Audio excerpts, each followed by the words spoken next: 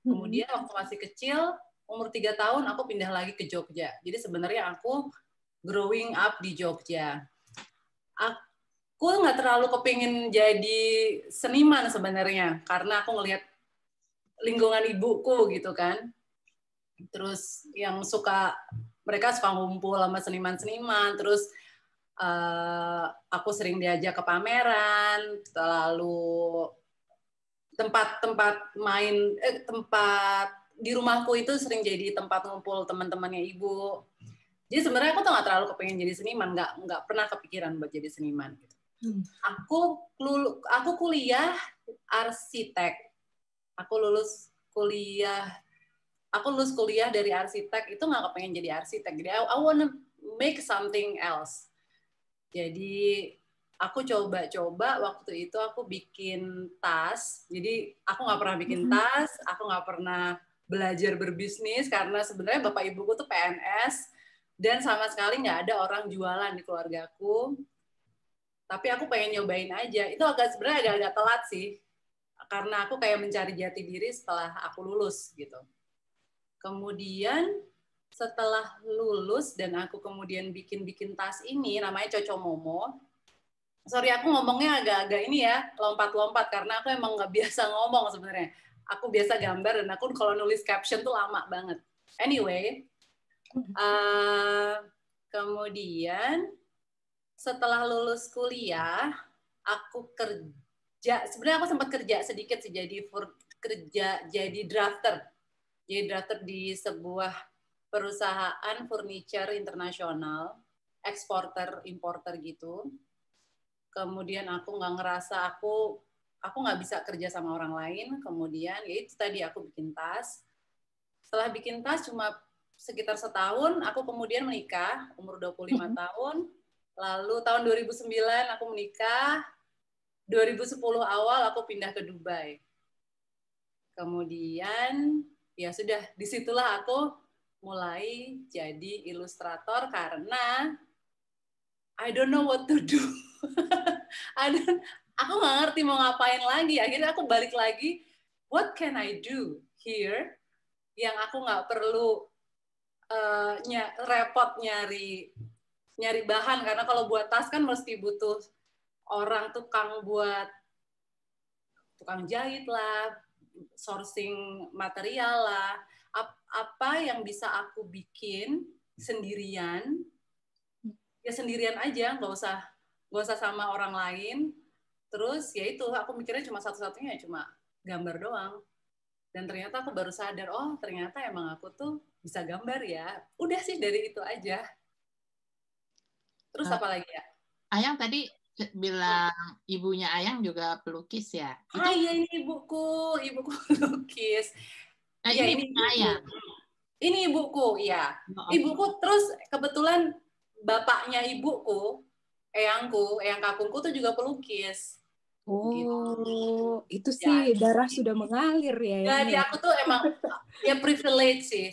Privilege, tapi aku ngerasa aku tuh kayak nggak mau gitu loh. Setelah semuanya pelukis, semua seniman, dan kebetulan sepupu-sepupuku juga kayak ada penari, ada dosen, ada keramik artis, ada itu kayaknya kayak aduh nggak mau kayak udah jelas gitu aku jadi seniman juga kayak mereka. I don't want to be them gitu. Padahal kalau aku sih seneng banget malah jadi seniman ya. Mbak, mungkin karena kamu bukan keluarga seniman, kamu keluarga seniman ya? Nggak keluarga seniman, jadi Nah, itu jadi dia. seniman. Bayangin, aku setiap hari bangun tidur, aku tuh baunya itu tuh cat minyak. Waktu itu ibuku pakai cat minyak. Dan serumah itu tuh isinya tuh lukisan-lukisan besar-besar. I don't even know what it means gitu loh. Ibuku tuh ini feminis. Ibuku tuh feminis dan dia tuh yang selalu bilang sama aku kalau perempuan itu tuh harus berdiri di atas kakinya sendiri, kamu nggak bisa bergantung dengan laki-laki. Dan dia tuh serius banget, yang nggak sama sekali bukan kayak aku. Kalau aku talkative, ibuku tuh yang lebih kalem. Dia orangnya Jogja banget. Terus walaupun sebenarnya bukan dari Jogja juga, ibuku dari Kediri. Tapi dia tuh kayak yang lebih keibuan, tapi powerful. beliau ini PNS dan kebetulan terakhir ini dia kerja di Taman Budaya Jogja, dia jadi direkturnya. Dan aku tuh selalu dikenal sebagai Ayang itu tuh anaknya Ibu Dian. Jadi betapa aku kepingin keluar dari itu gitu loh. Semua orang taunya, oh Ayangnya siapa? Ayangnya anak Ibu Dian yang itu gitu. Jadi gimana aku bisa eksis jadi seniman? Apalagi kalau aku seniman, bayangin kalau aku jadi seniman under my mom's shadow. Kayak nggak mau deh. Oke. Ayang ini sebelah kiri, ini gambarnya Ayang ya? Iya, ibuku tuh selalu nyimpenin gambar-gambarku waktu masih kecil, gambar-gambar adikku juga. Dan ibu tuh sering banget encourage kami anak-anaknya untuk melukis atau untuk explore nari Jawa, misalnya nari Jawa, melukis, pottery, kemudian sablon apa aja. Dan aku tuh selalu ngerasa ya itu karena aku tuh udah duluan, udah nggak mau gitu. Akhirnya kayak cuma setengah-setengah gitu. Dan aku tuh sering diajak ikutan lomba lukis dan justru nggak pernah sama sekali juara. Yang juara tuh justru adikku. Adikku, iya. Dan dia sekarang malah nggak bisa gambar. Jadi kita nggak bisa tebak ya awalnya gimana, akhirnya gimana. Oh bisa kayak gitu ya? Mungkin motivasinya beda ya. Terus Ayang, aku terusin ya mau nanya-nanya lagi. Buat teman-teman yang lain, ini semua gambar-gambar yang ditampilkan di sini semua adalah karya-karya Ayang Cempaka. Jadi sambil kita ngobrol, kita tampilkan juga berbagai gambar-gambar supaya teman-teman semakin gampang ngertinya gitu apa yang kita omongin. Nah selanjutnya Ayang, gimana sih Ayang mendeskripsikan gaya lukis Ayang atau seni Ayang itu?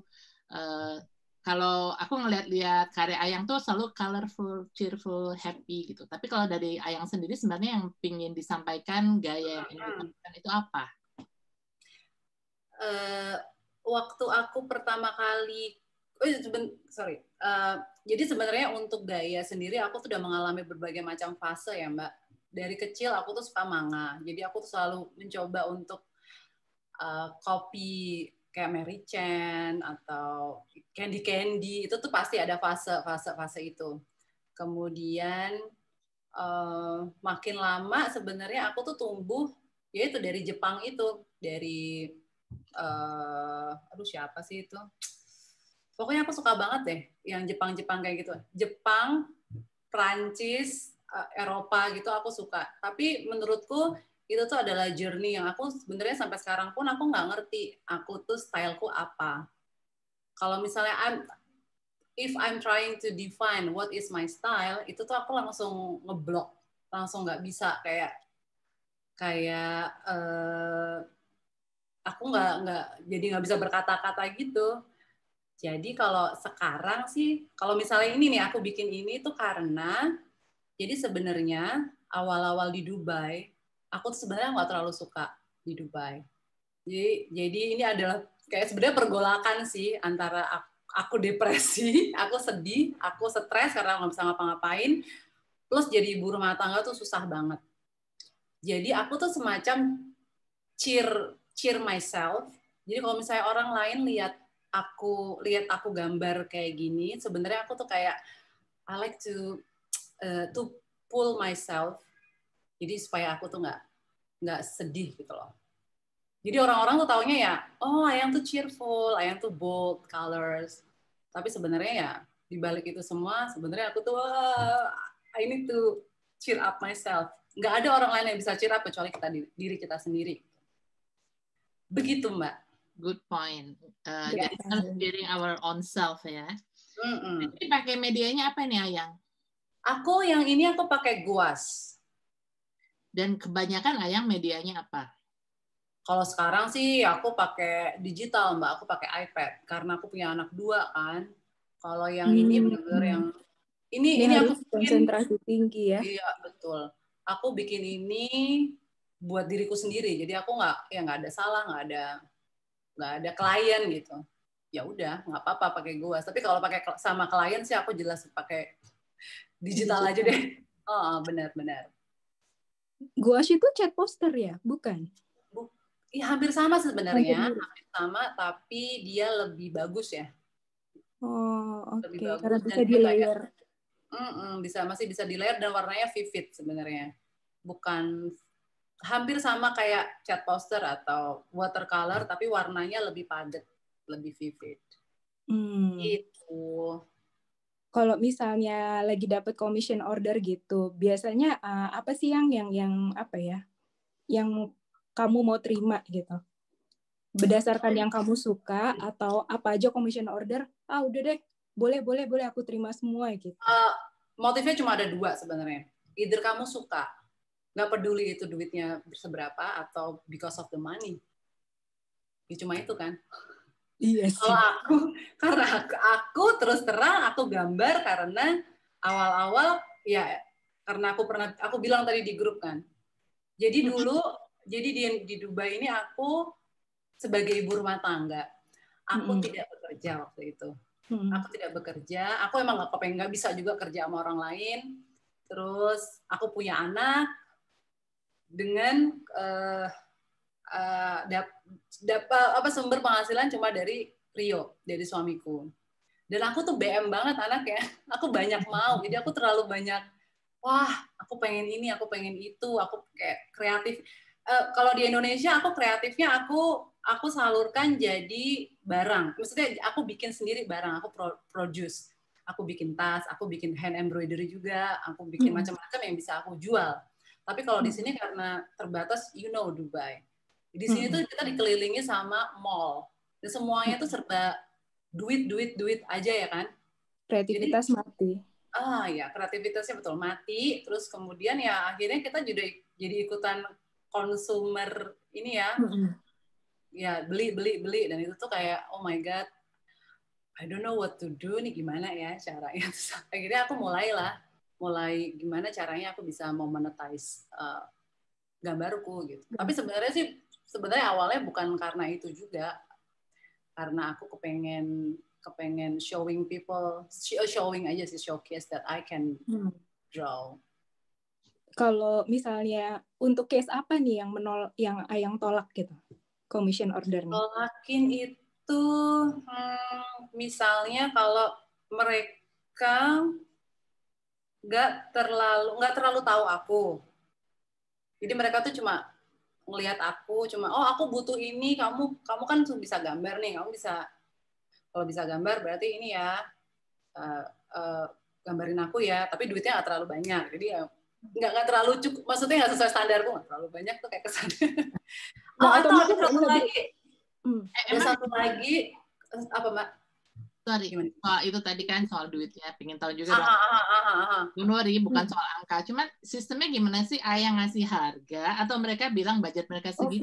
Gimana dulu? Itu tuh itu macam-macam juga Mbak. Itu bisa both ways. Tapi itu juga berjalan dengan seiringnya waktu. Jadi negosiasi aja, yang ngobrol aja sama mereka. Bisa dua-duanya. Itu butuh bertahun-tahun buat bisa nyaman ngomongin itu sih sebenarnya. Tapi I'm open. Sekarang sih aku open ya buat kayak gitu. Ada satu lagi yang aku nggak bisa nerima itu kayak misalnya kemarin aku ditawarin suruh bikin artwork di airportnya di Jogja yang baru. Aku tolak karena jadi di situ itu mereka masih ada sengketa tanah dan mereka masih ngambil sengketa tanah dengan para petani-petani di situ. Yang menurutku itu tuh nggak adil. Itu masih ada konflik politik gitu loh. Nah, aku nggak mau jadi part of it karena menurutku itu merugikan, tanah itu tuh masih merugikan orang-orang di sekitar itu. Jadi aku nggak mau dukung. Oh, terus Ayang bisa tahu informasi itu dari mana? Ya aku dari teman-teman seniman. Kebetulan teman-teman seniman kan juga rata-rata I consider myself not part of seniman di Jogja ya, karena Jogja itu udah yang levelnya tuh yang senimannya seniman serius gitu loh. Sedangkan aku kan cuma pop kultur, beda style aja sih, tapi sama-sama seniman kok. Still, anyway, ya aku bilang enggak karena it's not aligned with my value. Oke. Terus Ayang, gimana sih supaya Ayang tuh tetap aktif ngelukis? Pernah nggak merasa apa ya bosen atau nggak punya Oh my God. inspirasi? Kak, aku tuh aku sedang mengalami artis block sebenarnya udah 2 bulan 3 bulan ini. Oh my God, dan aku baru baru gambar tuh kemarin ini, Mbak. Baru 2 hari ini aku baru bisa gambar. Sebelumnya aku nggak bisa. Aku nggak Itu bisa. Jadi kenapa? kalau misalnya ditanyain, apa gimana? Itu kenapa dan gimana cara menanggulanginya supaya bisa aktif lagi? Jadi kalau yang ini kemarin ini aku kayaknya aku baru kayaknya nih ya, kayaknya karena aku tuh baru pindah ke apartemen ini, jadi aku baru pindah ke sini sekitar 3-4 bulan yang lalu. Nah, sejak saat itu kemudian aku artis blog. Gak bisa gambar sama sekali. Itu karena jadi lingkungan baru kan, lingkungan baru. Terus aku tuh kebetulan di sini tuh orang-orangnya they are so friendly. Sebelumnya aku tuh tinggal di Nahda, Cek. Jadi sebelah Sarja. Sarja tuh Emirates yang aduh, apa namanya? Suburb ya. Deso gitu loh. Deso banget. Iya, agak. Tapi sekitarnya tuh mamang-mamang. Mesti Iya. orang Mamang-mamang. mamang-mamang masih bisa ngeliat mamang-mamang yang nganterin laundry gitu. Tapi berotot. Bukan karena alasan juga aku itu ada cerita, maksudnya itu cerita part of the depressedku. Kenapa aku tinggal di situ. Terus udah sekitar 3 tahun aku di situ, kemudian aku ke sini. Itu kan culture shock. Karena di sini tuh rata-rata orangnya tuh lebih civilized. Orang-orangnya tuh yang lebih ya banyak lebih bule atau banyak yang lebih ya berpendidikan. Jadi making friends tuh gampang banget dan aku suka banget making friends. Nah, di sini tiba-tiba dari yang dulu itu tuh aku sama mamang-mamang di apartemen mamang-mamang itu di sini tuh sama orang-orang yang setiap kamu baru masuk lift aja say hello, hi, good morning, how are you? So aku bisa approach karena aku suka banget animal, aku bisa ngeliat, oh kamu punya anjing ya, namanya siapa? Ya, we make friends. So easy. Kemana-mana tuh kayak punya banyak temen gitu loh, Mbak. Dan aku seneng banget sebenarnya. Aku lihat kucing, aku ikut perkumpulan grup cewek-cewek yang menyelamatin kucing di sini. Jadi itu sebenarnya artis blognya itu karena aku ke distract.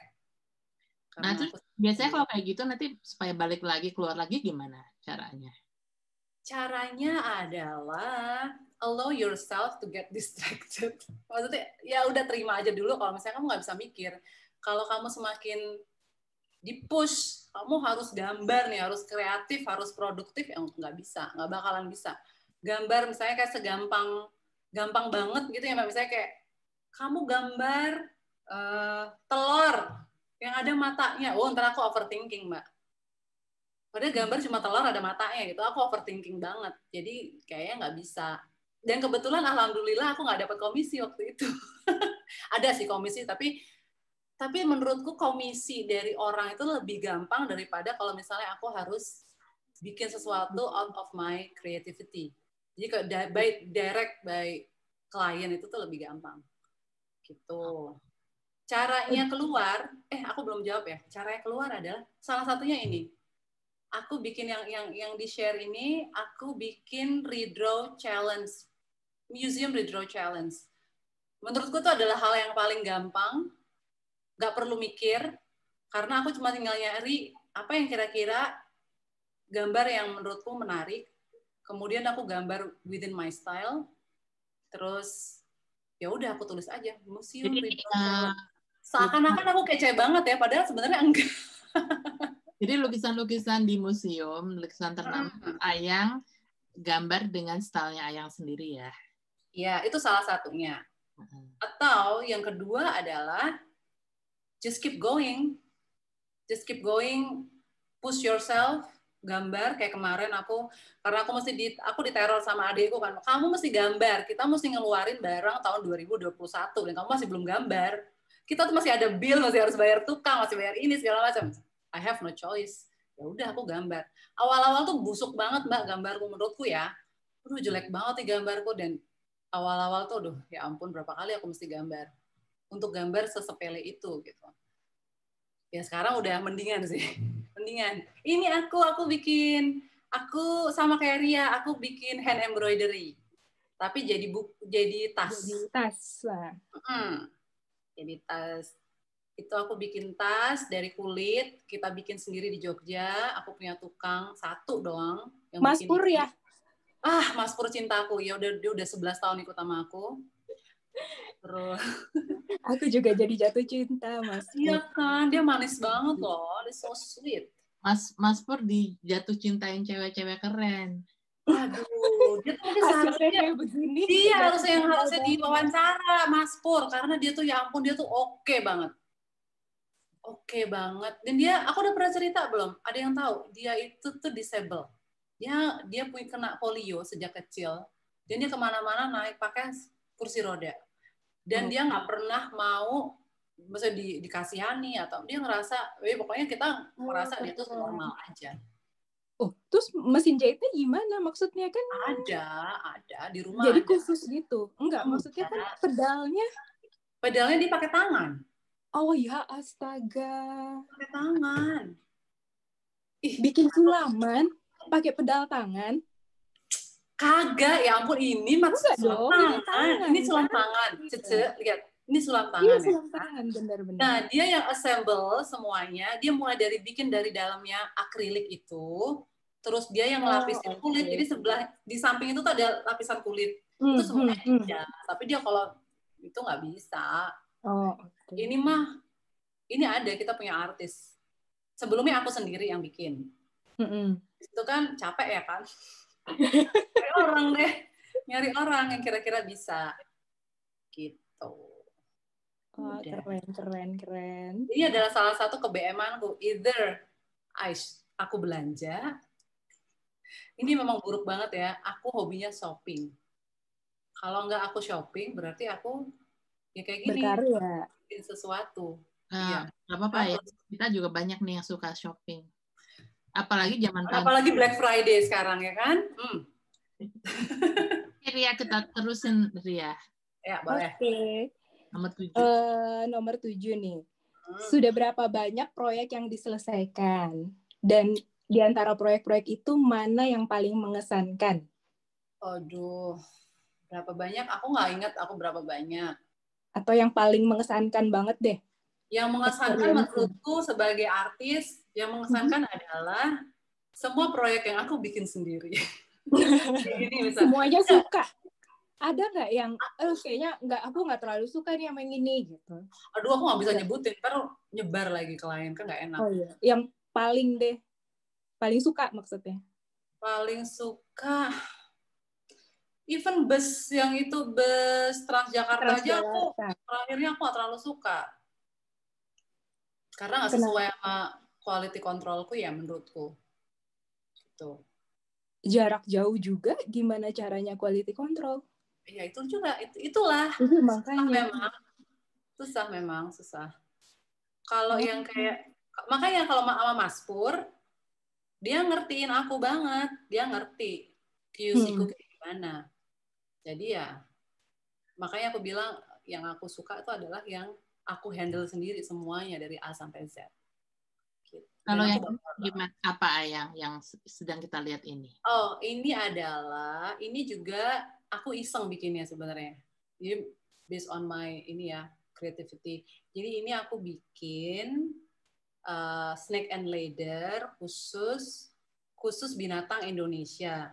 Karena aku ngerasa ini agak-agak wireku, wire in my brain itu agak-agak ruwet ya. Jadi aku kadang-kadang aku nggak bisa mengungkapkan dengan kata-kata. Jadi aku sejak di Dubai aku ngerasa aku lebih nasionalisku tinggi. Aku rasa pasti bisa relate sama teman-teman di sini kan. Setuju. Dan kita ngelihat di Indonesia tuh, dengan banyaknya Indonesia tuh kan kaya banget ya. Dengan banyaknya potensi, kenapa sih mereka tuh selalu membuat kebodohan kan? Sebel kan, gemes gitu. Kayak misalnya ngerusak alam, atau dia menjual binatang-binatang, atau banyak banget lah Mbak, gemes gitu loh. Dan aku tuh harapannya cuma satu, gimana how to educate people in Indonesia. Padahal mereka itu daya membacanya, literasinya kan kurang banget. Jadi aku tuh kepengen mulai dari anak kecil dulu, karena anak kecil kan yang paling bisa diajak ini ya, dididik menurutku. Dan mereka juga adalah tunas bangsa, generasi penerus yang bisa ngejaga Indonesia tuh siapa lagi sih kalau bukan anak-anak cucu-cucu kita gitu. Jadi aku bikin ceritanya tentang ini loh, kita tuh punya Indonesia yang potensinya tuh banyak banget. Udahlah kalian tuh nggak usah lah bikin-bikin yang ala-ala, ada menara Eiffel di ada tuh kan, terus ada yang ala-ala Arch Triumph, ngomongnya gimana sih itu deh. Pokoknya yang mereka tuh selalu nyari-nyari yang lain gitu loh. Padahal di depan mata tuh, ya ampun ya orang-orang luar negeri tuh ngelihat kita tuh, wow, kita tuh abundance banget, punya banyak banget. Kenapa kok nggak nyampe message-nya? Itu. Terus menurutku ini nih belum ada di Indonesia, atau mungkin aku nggak ngerti, nggak tahu ya. Rumah tangga ya kan? Gini. Jadi menurutku tuh aku tuh pengennya mereka main sekaligus diedukasi. Oh ini loh ada ini kucing merah, ini tuh asli endemik nih di Kalimantan. Kita tuh punya tapir, kita punya buaya Kalimantan, kita punya macam-macam kan Mbak. Ya, ini cuma out of my head aja sih. Tapi kalau aku punya ini, mungkin anakku nggak boleh main ini. Ini scarf-nya mami, jangan pegang-pegang. Nanti iya bisa. Dan menurutku ini nih bisa jadi oleh-oleh. Oleh-oleh Indonesia tuh nggak cuma batik-batik doang atau wayang-wayang kecil doang gitu. Jadi ya ini bisa jadi oleh-oleh karena itu sebenarnya kemasannya kecil. Nggak aku masukin ya di sini fotonya ya. Dijual nggak nih di misalnya di toko-toko souvenir Indonesia gitu kan bagus. Lihat ada di Museum Macan. Iya di Museum Macan waktu itu. Oke. Next time balik ke Indonesia kita doakan bersama semoga pandemi. Iya dong. Wajib banget itu ke Museum Macan soalnya dia punya dia punya toko gitu yang isinya ya ilustrator lokal, crafter lokal, kumpul jadi satu semua gitu, keren loh. Iya, kece sih mereka. Oke. Ayang, selanjutnya kita pengen tahu nih proses kreatifnya Ayang itu gimana? Terus fase mana yang paling susah, suka bikin mentok? Terus butuh konsentrasi. Bisa cerita sedikit nggak? Kalau aku sih proses kreatif yang paling susah sebenarnya nyari ide ya. Nyari ide kalau misalnya nggak dapat ide. Kalau udah dapat ide itu tuh lancar Jaya. Kalau udah mulai kebayang clear gitu di kepala itu sih enak banget. Dan itu biasanya aku malah nyari ide rata-rata bisa di toko buku bekas, bisa kalau lagi mandi di bawah shower ya kan. Di mana-mana pokoknya random. Terus biasanya aku gambar sekarang kan pakai iPad. Itu gampang banget, gampang diedit, pokoknya gampang banget ya sekarang. Kemudian gambarnya aku kirim ke adekku. Jadi aku punya adik, dia lulusan arsitek juga, tapi dia sekarang sibuk jadi ibu rumah tangga ngurusin 3 anak di rumah. Aku kirim sama dia, kemudian dia yang ngolah sih sama Mas Pur, sama tukang yang lain-lain. Kita punya juga beberapa tukang jahit di luar in-house. Jadi ada ibu rumah tangga, ada yang habis kena PHK kemarin. Pokoknya kita cuma mengkaryakan orang sekitar rumah lah. Gitu, Mbak. Itu nggak cuma sih, influence-nya gede banget itu buat mereka. Iya, supportnya gede banget. Iya, tapi itu juga nggak segampang itu loh, mulai nyari tukang ya. Iya sih, nyari tukang nggak gampang. Mereka tuh nggak bisa, maksudnya niat kita baik gitu, atau untuk maju bareng. Sebenarnya nggak bisa juga, karena itu udah mereka tuh lifestyle-nya juga beda kan. QC, work ethic-nya beda, cara komunikasinya beda. Jadi ya lama tuh aku nyari tukang atau nyari orang yang bisa aku convince buat ayo dong kita bisa sama-sama maju gitu tuh juga nggak terlalu. Tapi ada. Itu kita omong Ayang pas itu Ayang lagi frustasi hal yang sama cerita pas di workshop Mbak Keke dulu. Iya. Mbak, kamu kok ingat banget sih? Aku tuh sebenarnya nggak ingat apa-apa. Dicatat semuanya. Kamu hebat. Oke, kita lanjutin Ria. mau nomor 10 kali Ria. Nomor 10, Mbak. Karena kita waktunya agak ketat. Agak mepet ya. Oke. Aku terlalu banyak ngomong ya. Nggak apa-apa, nomor 10. Apa menyenangkan? Artis favorit atau yang menginspirasi Ayah baik dalam atau luar negeri? Kira-kira sebut 2 deh, bisa nggak?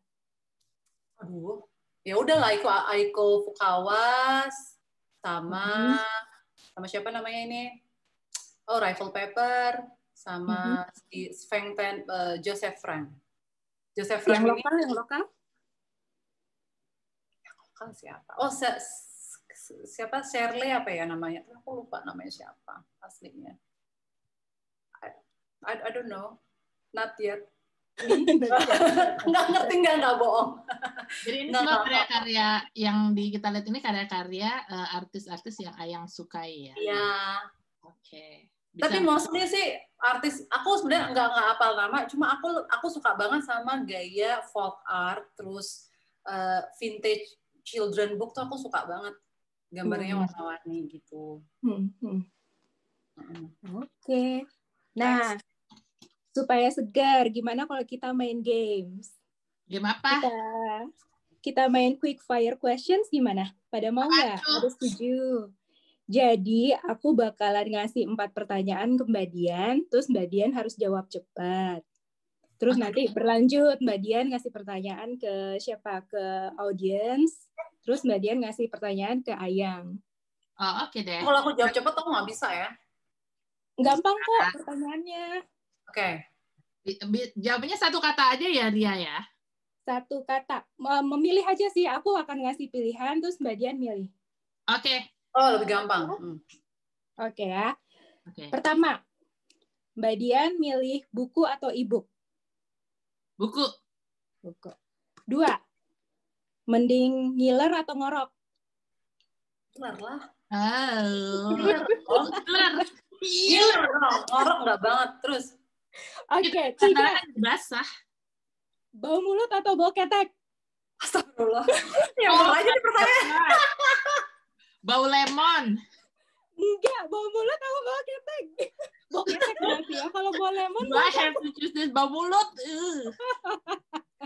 Bau mulut yang makan chewing gum. Oke.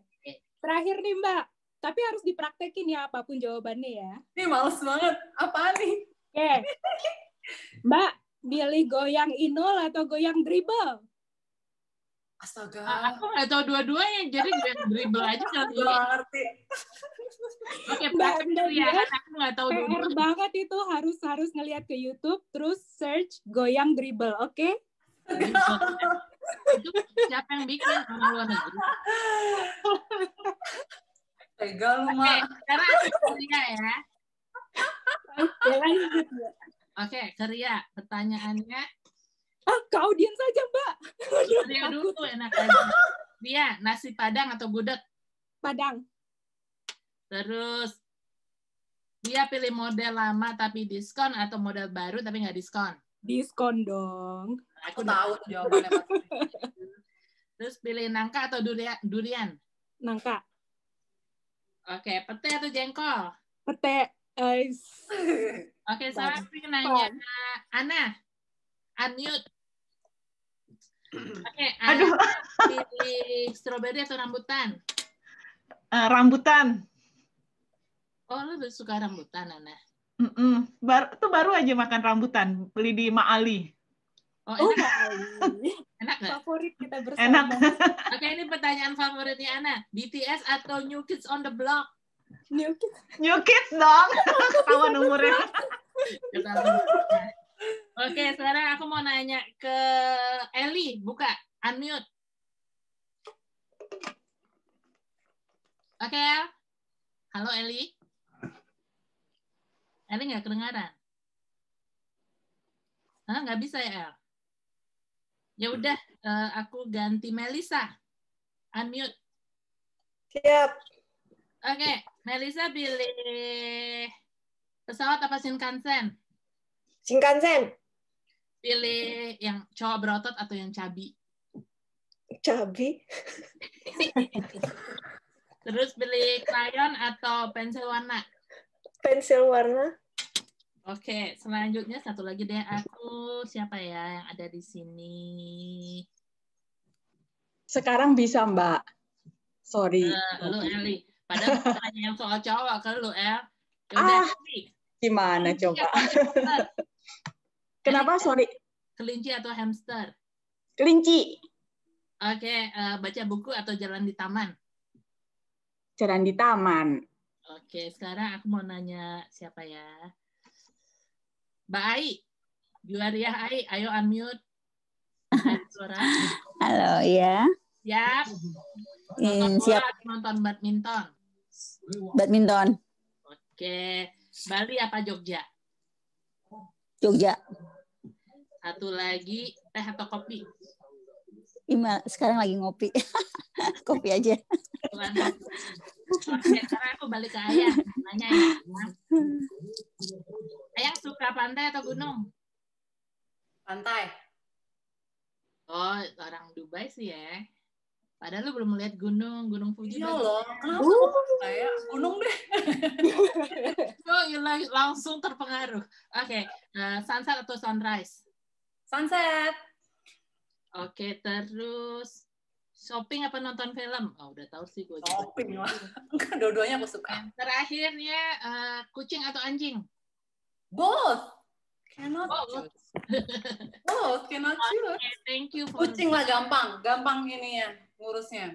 Oke, karena kita ngomongin kucing, kita masuk tentang kucing ya. Aku, ya. Dan kita ngobrol-ngobrol. Coba Ayang bisa ceritakan kenapa suka kucing, terus punya berapa ekor kucing?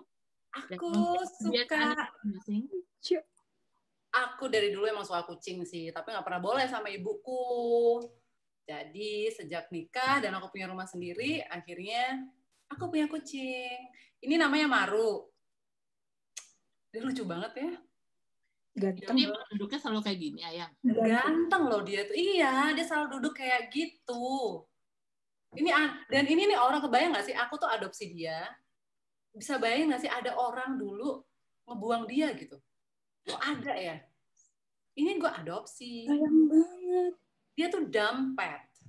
You know Dubai, nyari apa aja ada di sini. Mau apa?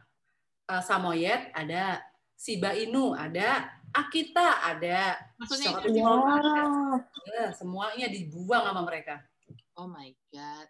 Kalau ini siapa, Ayang? Ini Maru. Ini Mika. Mika yang di belakang yang kupingnya tinggi. Ini yang cewek. Di mereka sibling. Apa bedanya? Oh, kupingnya Ini juga dari kupingnya. Kupingnya yang di belakang tuh bedanya cuma itu tuh. Iya. Cewek, Mika namanya. Yang depan ini Milo. Dua ini British short hair mix sama Scottish fold. Gitu. Kalau si Maru Scottish fold. Maru Scottish fold. Ini kalau di Jepang ini mahal banget, ini nggak akan mungkin. Banget. Masa sih? Berapa sih harganya di Jepang? Sampai ada program cicilan. Astaga, serius, Ja? Apa yang punya kucing bisa jawab? Ini kayak iklan ya. Tapi emang mahal banget sih sebenarnya. Dan di sini tuh orang, Oke, ini siapa? Ini ini Sindoro namanya. Ini Minu. Ini anak terakhir aku. Dia itu Maine Coon. Tapi itu kayak spesial ya dia. Adopsi. Jadi mohon maaf. Ini aku beli. Ya nggak memalukan sih, ini aku beli. Oke. Enggak banget deh. Oke, jadi Ayang kan tadi cerita ya banyak adopsi. Itu kenapa adopsi, Ayang? Kenapa adopsi? Karena yang pertama, aku sebenarnya nggak terlalu tahu banget sih. Baru di sini aja aku tahu soal adopsi. Kenapa aku harus adopsi? Kenapa? Pokoknya kebetulan orang-orang di sini tuh mereka tuh garis keras gitu. Garis keras soal rescuing animals. Jadi aku selalu dapat ilmunya dari situ. Kenapa adopsi? Karena sebenarnya kita itu sudah mengalami overpopulation crisis. Kalau kucing-kucing ini kan beranaknya banyak banget dan mereka end up either itu mati di jalan, dibuang, atau di shelter yang kebetulan selalu di sana itu pasti mati karena disuntik mati, di eutanasia. Gitu. Oh, di Dubai pun begitu? Di mana-mana, Cak, di mana-mana. Jadi emang nggak adil. Maksudnya ngapain lagi sih kita ada orang yang niat melahirkan kucing tanpa, apalagi nggak ada maksud apa-apa gitu ya, lucu aja gitu. Padahal banyak kucing-kucing yang, nah ini kenapa adopsi ya karena ini kalau menurutku ini karena ini di Dubai ya, based in Dubai. Tapi kalau di Indonesia sebenarnya beda lagi, karena kalau di Indonesia kita nggak bisa bayar adopsi karena harga jual kucing itu tuh nggak semahal di sini. Kemudian adopsi ini kan rata-rata mereka semua udah di neuter, udah di steril. Sedangkan di Indonesia itu neuter dan steril itu tuh masih pro kontra karena kebanyakan dengan alasan religius. Ya. Walaupun untuk binatang. Karena ya nggak boleh, karena nanti populasi. Against kodrat. Oh, mereka nggak kepikiran. Kalau orang Indonesia nggak kepikiran soal populasi ya. Oh, tapi setauku mereka ada kok program yang pencinta kucing. Ada program trap, neuter, release. Tapi itu sedikit banget. Maksudnya comparing tuh di sini, kalau di sini kan emang udah tahu. Maksudnya orangnya di sini kan dikit kan dibandingin Indonesia. Indonesia kan banyak banget dan we have to educate them. Supportnya lebih banyak. Gitu. Di grup ini kita juga ada Ana yang seorang penggiat adopsi binatang. Ana bisa nambahin nggak? Kenapa kita harus adopsi, Ana? Thank you Mbak Dian. Aku saat ini aktif, aku board membernya ARK, Animal Refuge Kansai. Salah satu animal shelter di Jepang. Barusan bantuin karena kasihan mereka pengurusnya tua-tua, jadi mereka butuh darah muda. Tapi ya kasihan gitu, jadi mereka benar-benar harus dibenerin organisasi di dalamnya. Kenapa adopsi? Karena di Jepang itu ada budaya kawaii. Jadi kebanyakan orang Jepang kalau hewannya udah agak menua, menurut mereka nggak lucu, mereka taruh di shelter. Sedih kan? Segitunya serius? Iya, serius. Sedih kan? Terus ada shelter di Roppongi sini dekat rumah. Itu kebanyakan bukan shelter, pet shop. Pet shop itu kerjasama sama Yakuza gitu, atau dia kerjasama sama hostess gitu. Nanti misalnya mereka bareng, hostessnya ngajak cowok gitu, dia bawa, minta beliin puppies kan, atau kitten gitu. Harganya kan di sini di atas 500.000 yen semua, sekitar 5.000 US dollar. 5.000 US, oke. Satu puppies itu sekitar 5.000 US dollar. Itu nanti udah pisah sama si mas om-omnya, dia balik lagi ke pet shopnya, minta duitnya balik, dia balikin tuh papinya ke pet shopnya. Jadi mereka kayak di reuse, recycled gitu kan, kasihan ya. Dan kemarin kita di animal shelter yang aku bantu baru aja nge-rescue 164 dogs and cats dari seorang hoarder. Jadi banyak orang tua di sini yang ngerasa kesepian, terus mereka berusaha nyelam 167 Satu orang di rumah yang sebesar 30 meter persegi. Oh my goodness. Baunya atau ada yang mati-mati gitu, nggak kurus ya pasti ya kalau hoarder ya. Kurus-kurus banget gitu. Oh my gosh. Dan ini kebanyakan di Jepang juga belum banyak budaya adopsi gitu, karena mereka suka kawaii kan. Jadi mereka tuh maunya puppies gitu. Padahal mereka misalnya udah tua gitu. Nanti mereka mintanya puppies gitu. Sementara kan sebentar lagi misalnya dead gitu ya.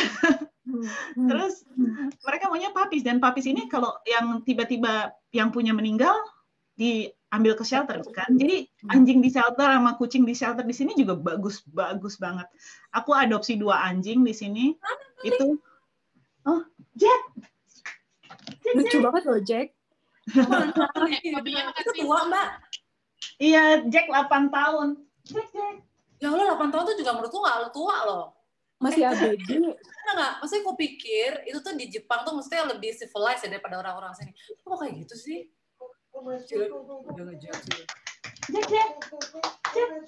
Udah kan Mbak, nggak usah dipaksain, mungkin Jacknya dia nggak mau. Nih lihat dia jalan nih ke sini nih. Cek kelihatan nggak? Nah, itu dia. Hai ganteng. Ya ampun lucu banget. Coba Mbak diangkat Mbak, ya Allah gantengnya. Berat banget 36 kilo. Ya ampun Jack. Iya ini adopsi. Jadi waktu itu yang kalau Jack itu ceritanya yang punya Jack itu dulu cerai, terus nggak bisa afford pet friendly apartment. Oh Jadi my di give up aja gitu. Kalau Caker yang satunya itu dibuang di gunung. Dibuang di mana? Di gunung. Jadi ditemuin di gunung di Osaka. Ada aja sih. Kasihan. Oh ya beda. Masih mending ya maksudnya di gunung. Kalau di sini tuh di desert Mbak. Di Oh ya Palembang. ampun, kasihan juga. Dari mati beneran. Jadi benar-benar aku di sini kemarin juga bantuin gather donation gitu buat pet shelter di sini. Jadi aku benar-benar kalau ada yang mau punya pet di Jepang, contact me. I have like cats, dogs, bunnies. Adoption fee-nya berapa tuh Mbak? Di sini adoption fee-nya 15.000 yen.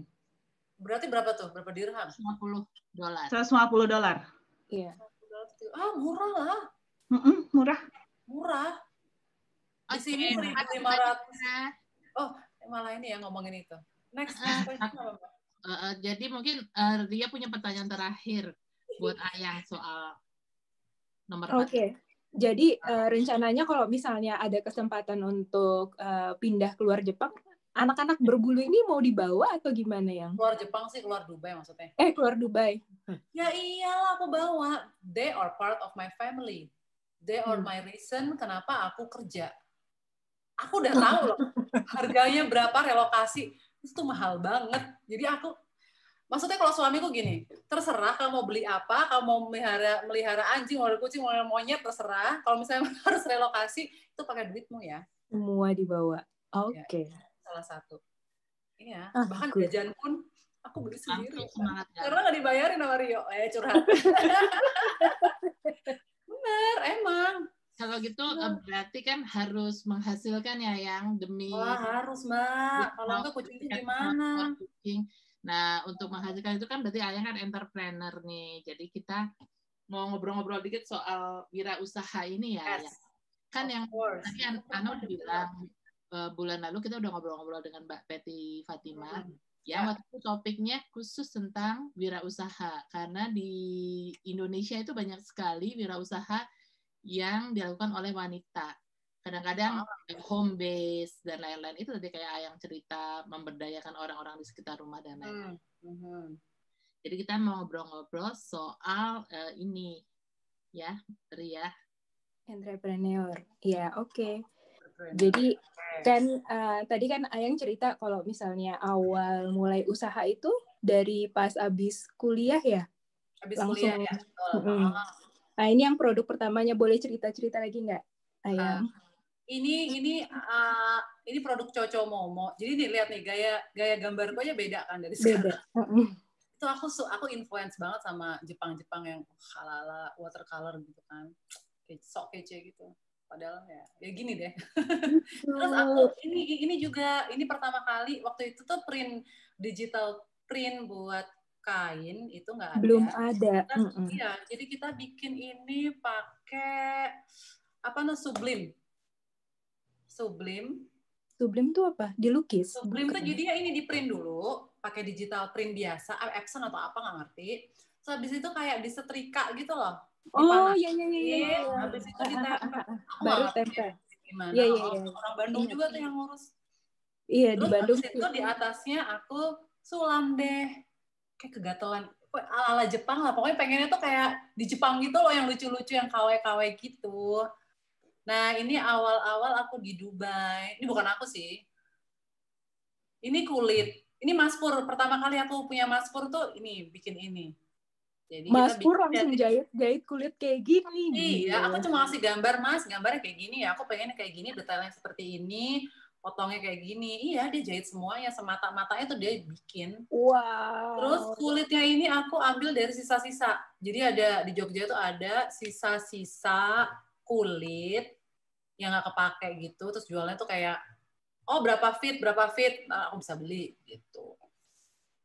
Gitu. Pokoknya sisa-sisa banget ya, orang modalnya waktu itu tuh kayak cuma 600.000 rupiah apa ya. Dari situ doang. Oke. Gila ya. Di sini Ayang, merasa. sekarang kan Ayang udah merchandise udah macem-macem banget ya. Yes. Base-nya itu di Dubai apa di Di Jogja. Base-nya di Jogja, gambarnya di Dubai. Terus Jadi gimana cara manage jarak jauh gitu, Ayang? merchandise sebenarnya apapun barang yang bisa di print. Maksudnya yang bisa di print dan yang ada gambarku. Jadi mau apa aja bisa sih. Kita sempat nyobain ini, bikin wedding invitation. Tapi karena aku tuh nggak bisa deal with klien. Karena klien orang mau nikah itu kan kayak Bradzilla gitu loh. Mereka tuh demanding banget. Aku oh my god, ini nggak anu deh. Aku nggak sesabar itu. Akhirnya aku cuma buat lucu-lucuan aja sih yang ini. Aku stop completely. Kemudian yang ini itu adalah, aku bikin ini kayak 2 tahun yang lalu, aku bikin dari gambarku. Yang sebelah kiri ini di print, dijual kain sama Hansen print tekstil. Itu cuma dijual di Australia. Yang sebelah kanan ini ceritanya aku bikin hamper. Ini juga karena iseng sih.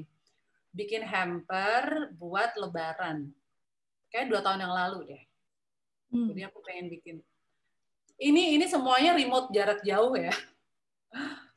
Bisa nge-manage-nya itu luar biasa loh. Jadi kalau misalnya kayak tadi bikinnya di Jogja, terus kliennya di Australia, nanti dari Jogja dikirim ke Australia. Oh bukan, kalau di Australia itu aku kirim barang, aku kirim gambar aja. Jadi aku cuma dapat commission, Mbak. Royalty gitu. Dan mereka kayaknya nge-printnya di Korea deh. Kalau yang ini aku bikin tuh masih Cocomomo ya ini ya. Ini aku tetap bikin dari kulit-kulit yang nyisa.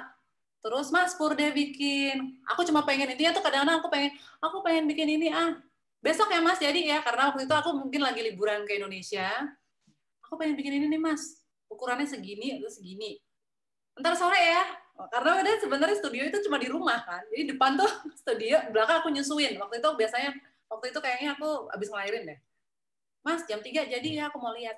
Aduh, enak banget itu Mbak. Di rumah kamu bisa ngapa-ngapain. That's lovely. Ngasih pola nggak sih yang maksudnya ke Mas Purnya gitu? Enggak lah, karena aku nggak bisa.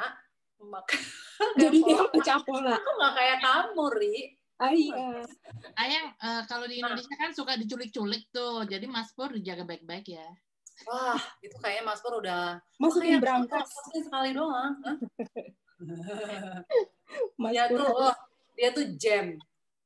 Ini yang sebelah kiri ini yang di print di Australia, terus yang sebelah kanan akhirnya kan setelah banyak banget orang, Mbak, print dong di Indonesia. Udah, aku akhirnya bikin lah, aku ngeprint sendiri di Indonesia, terus aku jadiin masker. Gitu. Ini kan yang dalam 15 menit sold out itu. Kurang dari 15 menit ya? Ya, 5 menit sold out. 5 menit. Kenapa dibikinnya terbatas, Ayang? Kalau misal cepet sold out, kenapa nggak dibikin banyak? Ya itu, karena tukangku kan dikit. Mereka tuh hati-hati, lama banget loh Mbak bikinnya sebenarnya. Oh, dijahitin satu-satu ya? Iya. Tapi akhirnya kita punya vendor sih, tapi tetap aja ya nggak cepet kayak pabrikan gitu. Jadi kalau mau scaling up gitu susah ya? Scaling up apa? Oh, ya, scaling up. Iyalah. Iya. Ini juga masih mending menurutku. Scaling up susah Mak, kalau aku. Apalagi aku bawel ya, aku nggak kepengen. Aku pengennya gini. Aku pengen tahu orang yang bikin itu, ya kan? Yang bikin barang-barangku. Aku pengen tahu keluarganya kayak gimana. Anaknya sekolah nggak? Anaknya, kalau misalnya ada yang sakit di tempatku tuh, aku bilang sama adekku, kirimin daging, kirimin susu, kirimin apa, pokoknya semuanya mesti, ya aku nggak kepengen jadi orang-orang yang punya industri gede, tapi aku nggak ngerti orang-orang yang kerja itu gimana, atau jadi kalau kayak gitu kekeluargaan banget ya. Kekeluargaan banget, tapi ya itu akhirnya scale up-nya susah. Terus ya akhirnya apa? Kalau misalnya aku ditanyain entrepreneur, sebenarnya aku nggak entrepreneur juga sih Mbak, karena aku sebenarnya lebih ke aku ngejalanin ini karena sebenarnya Mas Pur itu tuh udah rely on me udah 10 tahun lebih. Kalau aku mandek, mereka sama siapa? Aku bisa, menurutku, komisiku dari ilustrator is way bigger than this gitu. Merchandise itu kan macam-macam. Aku mesti gambar, aku mesti ngeprint, aku mesti bayar tukang, aku mesti pokoknya semuanya deh. Dan itu tuh marginnya juga tipis banget, asal nutup dan ada profit sedikit, asal itu buat sekolah anak-anaknya yang kerja sama aku, buat sekolah anak-anaknya adekku, dia punya 3 anak, sama anak-anaknya Mas Pur, asal itu aja deh. Jadi Ayang Cempaka ini dijalankan dengan cinta ya. Jadi para bener loyal karena diperhatikan dengan baik ya. Ya, I hope so, karena aku udah 2 tahun ini Mbak, aku nggak pulang. Sebenarnya aku juga gatel. Sebenarnya aku tuh sampai bingung, ini kenapa ya gambarnya kok produknya begini-begini aja? Karena menurutku begitu aku pulang, itu tuh bakalan beda banget. Tapi aku akhirnya harus menurunkan ego dan menurunkan standar. Ya udah kayak gini menurutku bagus banget kok, malah gini-gini aja ya kalau menurut Ayang. Oh my god. Kayak gambar ini. Kalau ya, tapi ya beda lah Mbak, pasti kalau misalnya kamu next to studio itu berdampingan gitu, di hidup di satu kota, di tempat produksi, atau itu pasti beda ya. Ini apa? Ini produk di Indonesia atau di mana Ayang yang ini? Yang ini itu kayak kemarin aku cuma iseng aja deh, aku pengen lihat, aku pengen lihat gambar ini jadi buku, bikinin prototipenya, udah ini jadinya kayak gini. Terus kadang-kadang aku tawarin, habis itu aku tawarin sama orang-orang, mau nggak kayak gini, aku bikin kayak gini nih, gitu. Oke. DM Mbak, banyak mau aku. Kira-kira, kalau konsumennya Ayang tuh siapa sih? Ngerti nggak Ayang dengan konsumennya gitu? Terus ada tips khusus nggak gimana caranya memenuhi demand dari si konsumen itu? Konsumenku itu rata-rata anak umur 13 sampai 35 tahun. Itu menurut Instagram ya. Dari Instagram Insight. Ibu-ibu, rata-rata ibu-ibu, perempuan, jelas tuh perempuan. Terus di Indonesia, Asia pasti ya. Asia, kalau di sini aku malah nggak punya konsumen loh. Aku pernah bikin booth ini aku pernah jual di boothnya Christmas beberapa tahun yang lalu. Justru nggak laku. Maksudnya yang beli itu orang-orang dari Australia, Amerika, Eropa, Jepang, Korea gitu. Mereka yang lebih appreciate gambar kayak gini. Kalau di Dubai sendiri nggak ada. Orang lokal gitu, ya mereka nggak akan invest. Soalnya kan dia bling-bling, emas, macan-macanan ya kan, nggak ada di sini. orang Arab ya kan. Terus pernah ini nggak? Pernah tes pasar nggak? Cek ombak gitu. Aduh, kalau tes pasar mah aku selalu tes pasar dong. sih kerjaannya. Tes pasar di mana? Launch, maksudnya iya. Jadi aku jadi kebayangnya, Ayang bikin produk dikit-dikit buat tes pasar, tapi pas produksinya untuk banyaknya nggak dilanjutin apa gimana? Iya sih. Enggak, karena aku bingung, ini yang paling hits banget masker nih, timingnya pas. Terus udah gitu dalam 5 menit sold out. Terus udah. Ini orang-orang pada nungguin lagi, ayo dong keluarin lagi. Nggak ada gitu. Oh ini Mas Pur, ini adekku. Nah akhirnya kita lihat Mas Pur yang terkenal. Iya ini Mas Pur, dia duduknya di kursi roda. Istrinya juga sama-sama di Pebble. Alhamdulillah anaknya dua-duanya normal. Oh alhamdulillah. Tuh kan banyak loh yang sayang sama Mas Pur, dia tuh lovable banget, dia baik banget orangnya. Hebat, banyak fans emang. Mas Pur bisa bikin label sendiri sebenarnya. Di luar sana tuh kan banyak banget tuh produk-produk desain. Apa sih yang membuat Ayang tuh terus sukses gitu? Gimana menang dalam persaingan? Define sukses. Aku nggak ngerti deh sukses itu apa. Kalau aku sendiri aku bikin ini is not about money. Kalau aku ya. Jadi kalau misalnya ada orang nanyain ini buat usaha mau nyari duit banyak, itu sebenarnya ini bukan contoh yang oke. Ayang Cempaka merchandise loh ya. Itu menurutku bukan, aku nggak ngejar marketnya, aku nggak punya target segala macam. Targetku tuh cuma satu, yaitu gimana ini jalan supaya Mas Pur sama adikku tuh bisa terus, ya maksudnya ada pendapatan gitu. Karena aku juga jauh, gimana coba Mbak, aku mau scale up, mau punya partner. Misalnya banyak orang yang bilang, yang punya partner aja. But aku mikir, I don't think I like money. Maksudnya buat effort segitunya tuh that much, I don't think so.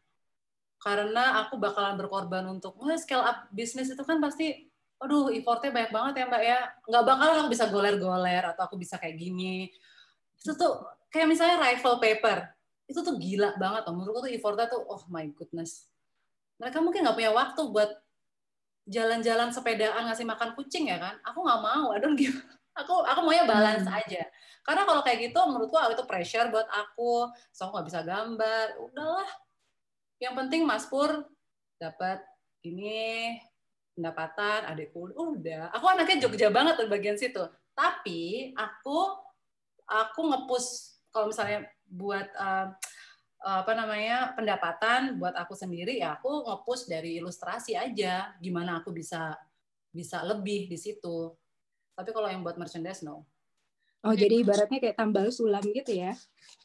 Apanya tambal sulam? Oh, maksudnya iya, jadi kelebihan dari ilustrasi dialihkan ke yang lain gitu. Iya. Kalau dulu sih aku sukanya malah ini. Kalau aku dulu sebelum jadi ilustrator, maksudnya full time ya, aku malah sukanya nyuntik dana mulu. Kayaknya perasaan ini sih kok nggak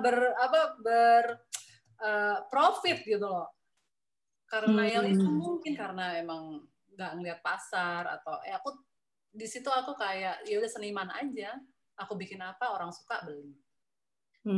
Gitu. Oke. Sekarang kita ngomongin kolaborasi ya Ria. Ya boleh. Ayang kalau misalnya kan ngelihat di Instagramnya udah berkolaborasi dengan beberapa brand. Pertimbangan khusus apa sih yang Ayang akhirnya mau terima ajakan kolaborasi itu? Sebenarnya cuma ya itu aku bilang kan ada dua, either money. Itu tuh buruk banget ya sebenarnya, tapi ya come on, we need money. Iya, right? Itu ini iya sih, maksudnya kayak prinsipnya Ayang gitu, ya udah nggak bisa yang diganggu kedua juga. adalah kayak misalnya aku sih kepengennya sih balance antara I appreciate itu, maksudnya mereka tahu standar fee-ku berapa, terus aku juga kepingin brand yang aku collab itu adalah brand yang aku sendiri suka gitu, kayak misalnya termos. Atau ini tuh Rumah Manis, kebetulan dia dulu tuh klien, jadi aku rebrand ininya logonya, aku bikin logo, terus kemudian jadi temenan, sekarang malah jadi sahabatku. Terus aku sukanya dicolek kayak gini, bikinin dong ini, udahlah aku bikin. Keramik berarti ini ya? Ini keramik dinnerware, sama Rumah Manis. Sama Rumah Manis. Kemudian yang ini sama termos nih, karena aku emang suka termos. Siapa sih yang nggak tahu termos gitu? Bahkan aku tuh baru setelah diajakin ini, aku tuh baru sadar, oh termos itu tuh brand ya, bukan termos. Aku pikir tuh termos air doang. Iya, dan aku seneng banget, orangnya legendaris termos ini. Nah ini kita mainin video nih ya. Oh yang ini ya.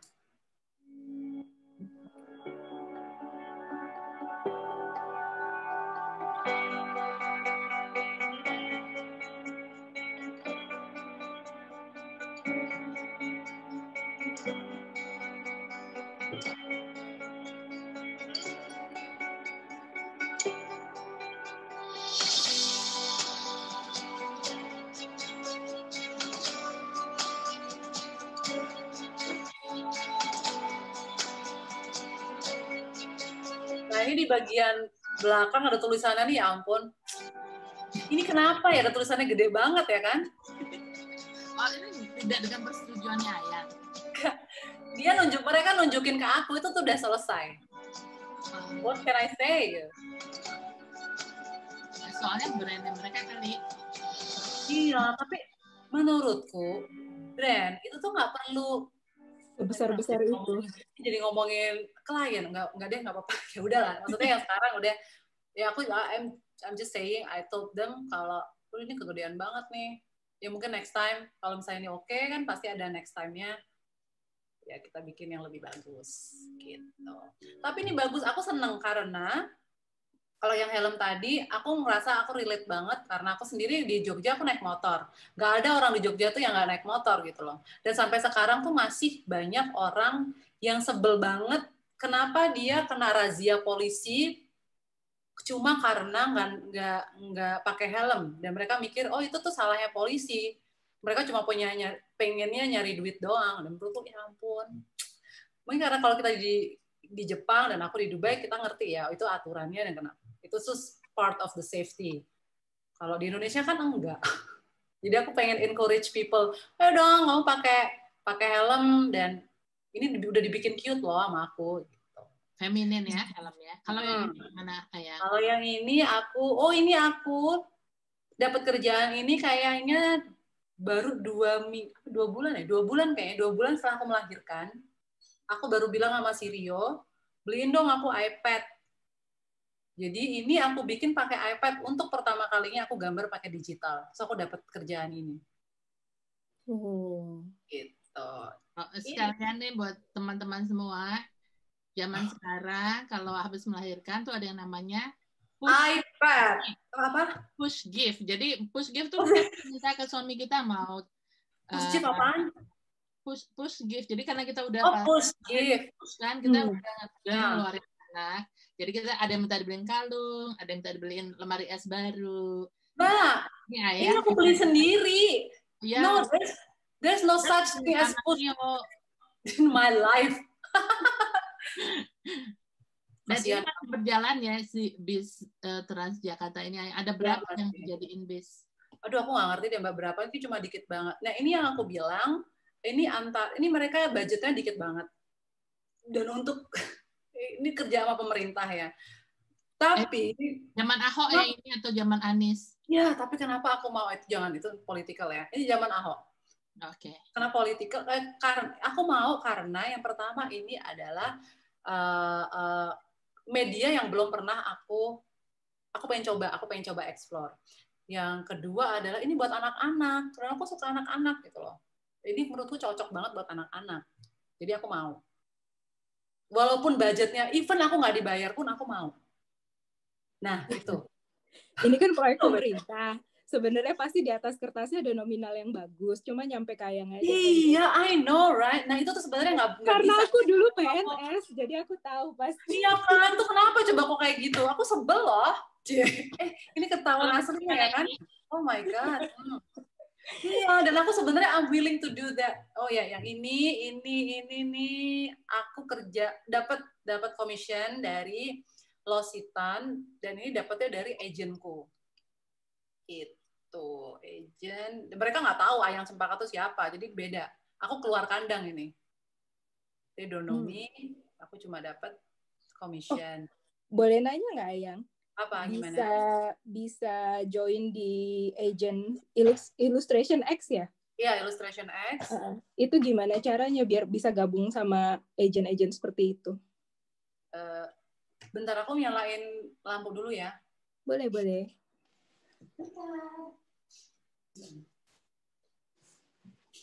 Sambil nunggu Ayang, kita nonton video selanjutnya.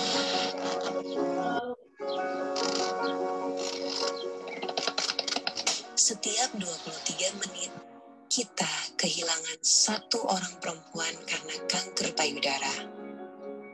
Hari ini mereka, besok bisa jadi aku atau kamu. Karena kita semua beresiko terkena kanker payudara. Namun, asa akan terus menyala. Dengan deteksi dini, kanker payudara dapat segera ditangani. It's time to get your pink on and raise your voice. Untuk ingatkan sesama perempuan akan pentingnya deteksi dini. Bersama Wardah, kita dukung aksi deteksi dini dan awareness kanker payudara di Indonesia. Sebarkan harapan dengan One Pink, One Hope. Untuk aku, kamu, dan kita semua.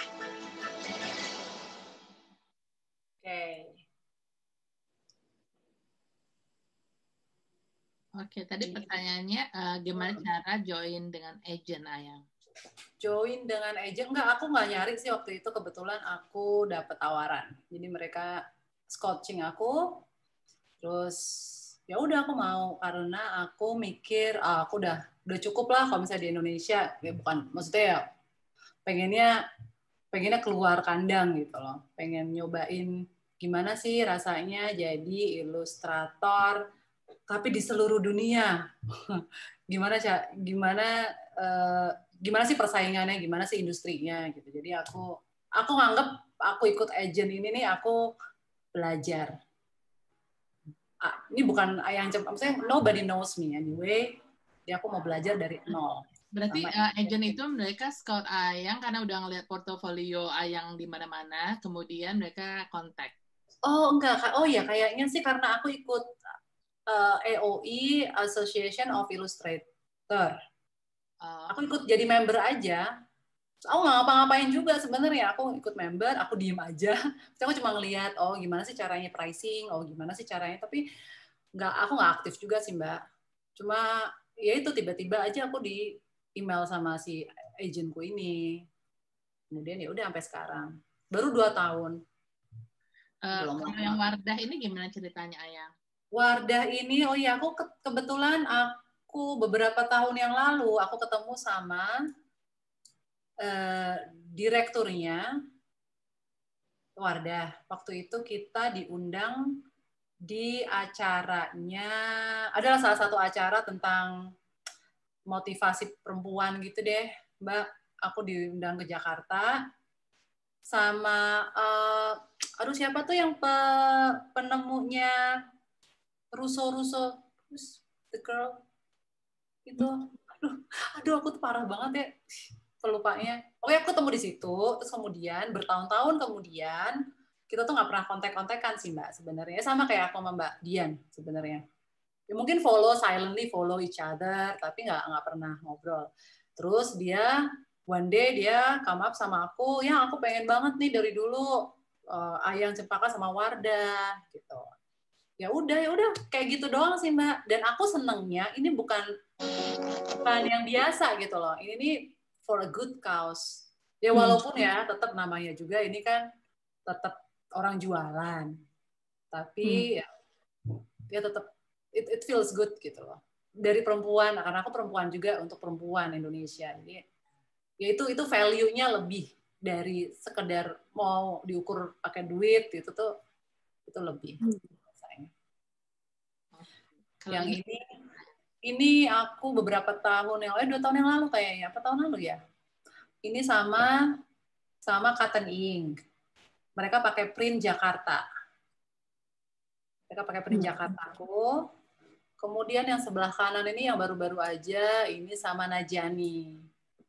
Oh, Najani. Ini brand, dua-duanya brand lokal. Dan ini kualitasnya bagus. Untuk harga segitu ya, oke lah. Yang kiri Najani, yang kanan ini sama Sare.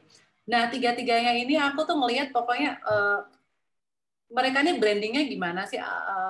Apakah mereka ini posisinya as a brand tuh gimana? Apakah mereka bagus? Gimana mereka menjaga quality control? Karena menurutku how they represent atau gimana mereka quality QC, how they brand their brand, kan mereka membawa namaku juga. Jadi aku mesti milih-milih dong siapa yang bisa mewakili. Oh ternyata Ayang Cempaka itu milihnya cuma yang kayak gini-gini nih, yang ada QC-nya bagus, yang jahitannya nggak amburadul, yang mereka cara motonya bagus, gitu. Just like I care about my own brand. Oke. Gitu, Mbak. Jadi karena kita waktunya kayaknya agak molor ya. Jadi mungkin Ria Maaf kita nggak apa-apa banget. Kita bisa ngikutin slide-nya aja. Tanya nomor berapa. Kemudian soalnya nanti masih ada acara yang lain kan. Jadi selanjutnya kita langsung ke pertanyaan 23 ya. 23. Jadi Ayang, kita lihat di gambar-gambar Ayang tuh banyak yang mengangkat tentang kesehatan mental ya. Itu bisa dikit nggak Ayang? Dikit ya? Nggak bisa banyak? Dikit aja. Ya aku tuh hobinya ngomong ya, maaf ya. Aku emang bawel banget. Aduh. In the nutshell adalah aku ini adalah artis yang aku ternyata aku nggak bisa jadi ibu rumah tangga gitu. It's torturing for me. Aku tuh nggak suka masak. Aku tuh ngerasa aku aneh. Aku ngerasa aku nggak bisa mingle sama other women. Itu aneh deh. Terus ya aku ngerasa aku tuh hidup di kukunku sendiri gitu loh. Dan selama 9 tahun aku di Dubai, 7 tahun awal aku di Dubai itu aku ngerasa stres banget, Mbak. Kayaknya kamu relate juga kan ya? Ya nggak sih? Iyalah. So hard to Tapi adapt. kan kalau di sini Kayaknya kan bisa pada ngomong kayak gitu banyak. ya. Apa? Yang artis beneran tuh gitu, jadi punya kayak dunia sendiri gitu. Jadi Dan malesnya ya Mbak, aku nggak ngerti ya. Dan ketika aku tuh beda, aku ngerasa aku tuh beda sama perempuan-perempuan Indonesia di sini. Yang aku lihat mereka tuh harus begini, harus begitu, harus di depan orang begini. Sedangkan aku tuh orangnya tuh random, dan aku kalau misalnya nanya ya udah nanya aja. Dan aku tuh pengennya jujur. Di depan orang tuh jujur, nggak ngomongin di belakang, gitu-gitu loh Mbak, ngerti kan? Somehow they cannot accept me as who I am. Jadi kadang-kadang kalau kadang-kadang aku mendingan aku sendiri aja, karena mungkin aku dibilangin aneh lah, aku dibilang ya people will say everything. Tapi Ya, karena Ayang berbicara sangat kencang, dan buktinya gue yang aneh ini menghasilkan yang keren-keren seperti ini dan membantu wanita lain. Ini kayak gambar ini apa ceritanya, Ayang? Ini ceritanya ngapain ya dulu ya? I think it is. Ini gimana sih caranya aku how I maintain ini deh, maintain my sanity kayaknya ya. Apa yang menurutku fun? Kalau yang ini kemarin itu waktu awal-awal pandemik. Itu kan gila susah banget ya Mbak ya, di rumah. Iya. Ini udah pernah kupasang Ayang di grup kita waktu itu kan, aku tanya ke Ayang. Ya, kemudian ini juga akan aku dapat info ini sebenarnya bukan dari aku ya, ini dari American apa nih? Ya, AFSP. Dan mereka juga ini posting, mereka posting ini jadi gambar website-nya mereka gitu loh. Dan aku seneng banget. Keren banget. Menurutku itu loh, kamu membuat sesuatu yang akhirnya itu berguna buat orang lain. Contribute, give back gitu tuh aku senang banget. Oke, terus nih Ria punya pertanyaan nih. Ya, 27. Oke, bakat keseniannya ada yang nurun ke Mimi sama Mimo nggak, Yang? Terus kalau ya. Iya, terus mereka komentar anak-anak gimana kalau ibunya tuh lagi sibuk banget gitu? Kayaknya sih so far kayaknya si Mimo ya, dia agak-agak mirip aku deh. Anehnya sama. Dia kalau gambar tuh bisa konsentrasi gitu. Kayaknya dia agak sama sama aku. I can relate. Kalau ngeliat aku ya kayaknya udah biasa deh. Karena kebetulan kan alhamdulillah ya suamiku tuh handy banget sama anak-anak. Jadinya kalau aku harus gambar, kayak misalnya sekarang nih, aku harus webinar. Nggak semua suami itu tuh bisa loh ngasih time, space buat istrinya gitu untuk melakukan sesuatu. Kebetulan alhamdulillah suamiku mau. Support. Iya, mau support banget. Jadi mereka sih biasa aja sih kalau aku mesti me time atau aku mesti gambar buat klien tuh mereka support banget. That's good. Oke, terus Ayang pernah nggak merasa down banget, ada low point dalam kehidupan Ayang, dan gimana untuk dapetin momentum balik? The lowest point itu waktu aku tahun 2015 waktu aku hamil. Itu yang aku punya hipersaliva, terus aku muntah-muntah Mbak, dari dua-duanya kehamilanku tuh bermasalah. Aku muntah-muntah dari awal sampai akhir kehamilan. Termasuk yang ini. Terus di saat itu aku kayak the world, nggak ada yang ngerti aku di seluruh dunia. Aku berantem terus sama suamiku. I don't have any income. Terus aku harus stay di rumah. Aku stres, aku setiap hari nangis mulu kayaknya. Aku sakit gigi Mbak. Gila ya, udah hamil, muntah, ya kan, nggak punya duit, masih harus sakit gigi gitu. Ya ampun Mbak, rasanya tuh gila, aku nggak mau hamil lagi gitu. Ini kayaknya, wah aku frustasi banget dan I was a bit suicidal di sini. Oh, Jadi no. kalau misalnya aku lihat-lihat pisau atau udah aku nggak mau lagi. Kepala nggak bisa mikir jernih sih emang, nggak bisa. Dan itu tuh kan aku di rumah terus ya. Aku nggak bisa keluar karena itu summer, itu panas banget. Di Dubai itu bisa 45, 48 derajat, 50. Terus kayaknya aku nggak punya temen. Aku ngerasa aku sendirian. Gitu. Kemudian aku ngobrol sama temanku ya, akhirnya I think I get pelan-pelan aku ngerasa aku itu ngobrol sama temanku yang dia kayaknya satu-satunya yang orang bisa dengerin aku, bisa get me. Kemudian kebetulan karena dia penulis dan aku langsung ditawarin kita bikin Today I'm Grateful. Jadi itu kayak titik balik. Oh, gitu deh. Dari itu buku jadinya. Stresan, iya ini bukuku Mbak. Today I'm Grateful. Novel gitu kah? Ya. Kan itu kayak diary gitu sih. Sebenarnya kamu cuma nulis itu kayak just wing it gitu loh. Gimana kamu bertahan? Kamu nggak sendirian. I think you have to list what you're grateful today. Jadi kamu bisa lebih, kamu ngerasa beruntung loh kamu masih hidup saat ini. Gitu. Oh iya, kita punya ya kalau di grup kita setiap bulan kita ngajak para peserta untuk nulis hal-hal yang disyukuri. Terus kita kasih, misalnya tulis 11. Nah, sekarang harus 11. Jadi kalau dia merasa cuma 6, nggak coba dipikirkan lagi. Ya, pasti ada hal-hal baik seperti kayak gitu. Iya. Tapi kayaknya ini kejadian juga lah ya sama hampir semua orang kan. Iya sih. Terus ini 9 Ria. Oke. Ayang kan jumlah follower Instagramnya udah banyak banget nih.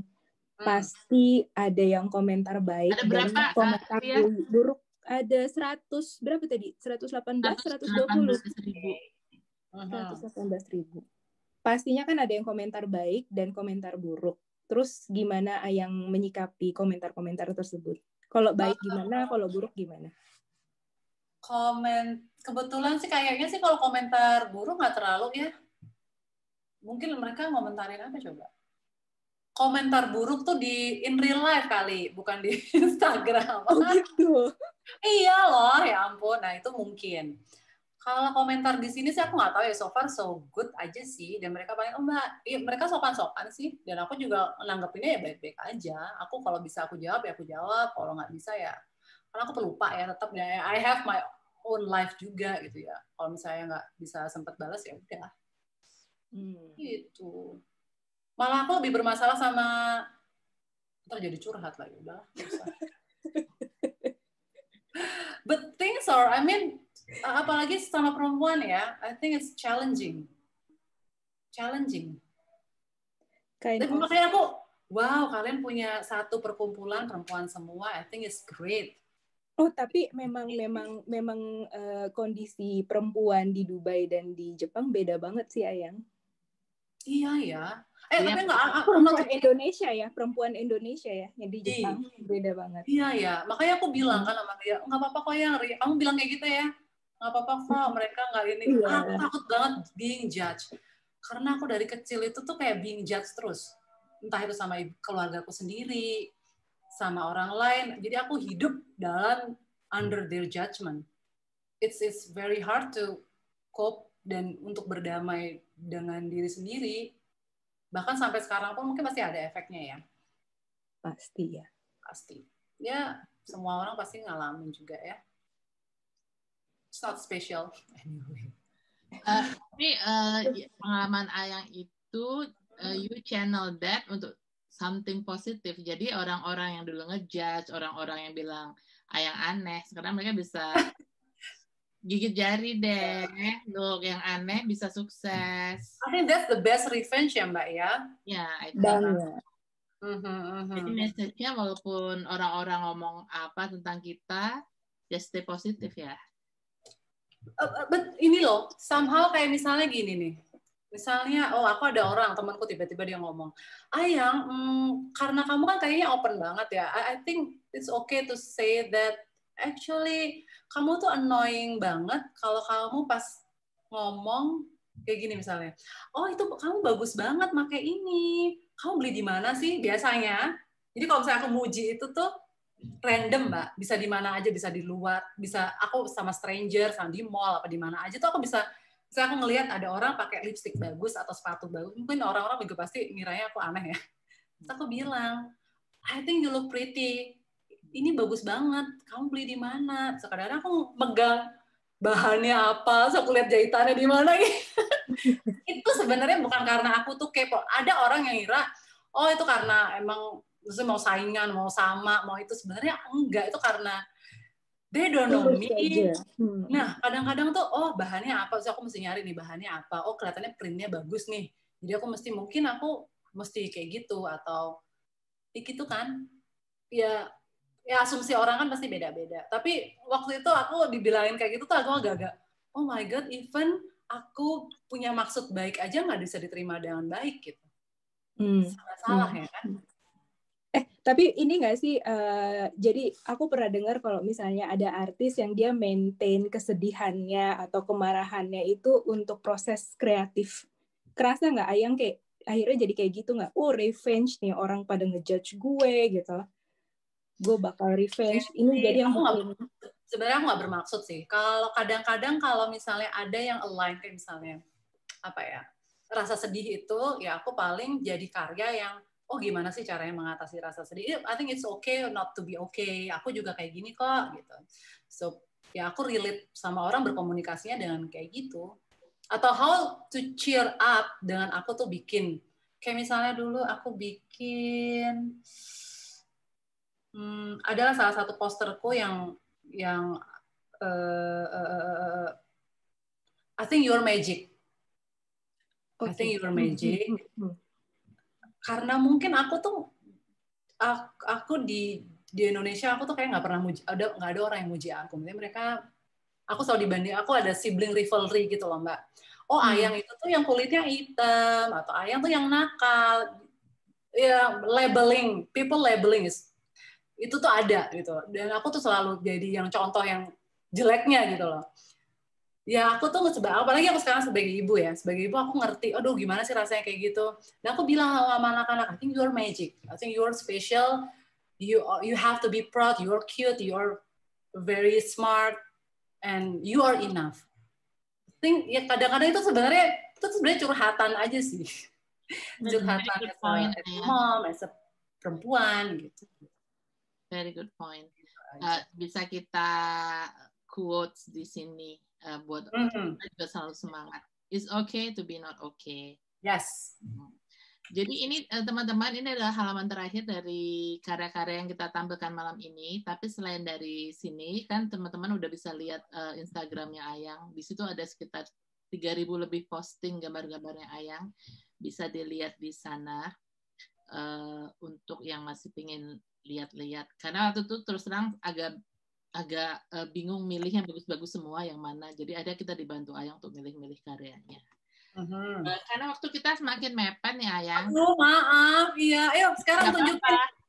Selanjutnya kita mau ada Ayang komen gambar para pelukis-pelukis WIBJ. Lihat dong. Ini akan dipimpin oleh Melissa. Melissa. Halo. Halo Mbak Ayang, terima kasih Mbak Ayang dan juga Mbak Dian, Mbak Ria, sangat inspiratif sekali ya. Ternyata Mbak Ayang nggak seperti yang saya imajinasikan dalam pikiran saya. Setelah ngomong ternyata Mbak Ayang itu sangat relatable.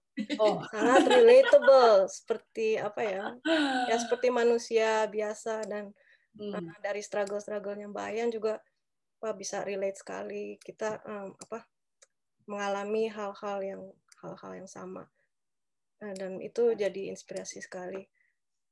Di seksi kali ini kita mau minta Mbak Ayang untuk komen gambar-gambar yang udah dibuat oleh member-member kita di grup gambar lukis WIPJ. Sekedar ini aja introduksi pendek. Grup ini kita buat masih baru-baru ini, 6 bulan lalu, dan membernya masih 49 orang dari seluruh anggota WBJ ya. Dan kegiatan kita ini ya basically untuk cuma gambar dan melukis. Dari admin kita biasanya tetapin satu topik per tiap beberapa minggu, lalu teman-teman member mereka submit gambar-gambar mereka. Lalu kita saling komen, kita saling kasih inspirasi, kasih tips-tips untuk menggambar. Dan sejauh ini sudah sekitar 370 gambar yang kita kumpulkan. Jadi lumayan banyak. Oke, mungkin kita mulai aja dari gambar pertama. Ini karyanya Mbak Rosa ya. Mungkin supaya lebih cepat saya bacain aja ya ini pertanyaannya Mbak Rosa. Dari Mbak Rosa ini gambarnya dia buat pakai Posca. Lalu suatu saat mau bikin sesuatu dengan motif ini, entah baju, tas, atau yang lain. Dari Mbak Ayang sendiri bagaimana? Ada advice atau masukan soal gambar ini? Aku suka yang sebelah kiri. Aku suka ini pakai ini ya, pakai spidol ya. Yang Posca marker itu loh yang kayak besar itu. Iya, marker kan intinya. Yes, pakai spidol ya. Aku suka. Sebenarnya aku tuh pengen belajar bikin marker. Bikin pakai marker karena ini loh ada teksturnya yang innocent gitu kelihatan kalau kamu pakai marker gitu. Aku suka ini yang sebelah kiri ini bisa banget jadi pattern menurutku. Dan jangan dihapus, jangan dihilangin teksturnya. I think that's good. Ini sih good point-nya di situ. Ini bisa banget nih jadi ini. Mbak Rosa barusan komen di chat, ye katanya. Ye ya. Oke, next ini karyanya Mbak Novita. Pertanyaan dari Mbak Novita ini ingin masukan tentang bagaimana menggambar binatang dengan style yang lebih simpel. Style yang lebih simpel. Ini udah simpel menurutku. Ini nice kok. Ini pakai digital ya? Sepertinya iya, Mbak Novita. Iya, pakai digital. Menurutku, kadang-kadang kita tuh susah ya mau ngomongin, aku pengen lebih simpel atau pengen apa. Aku pun juga kayak gitu. Sampai sekarang aku pengennya simpel banget atau yang complicated yang berlayer-layer kayak gambar Natali Lete. Tapi somehow kalau kita gambar terus-terusan, kita bakalan ngerti kok style kita sebenarnya hati kita tuh kemana. You know when you know gitu loh.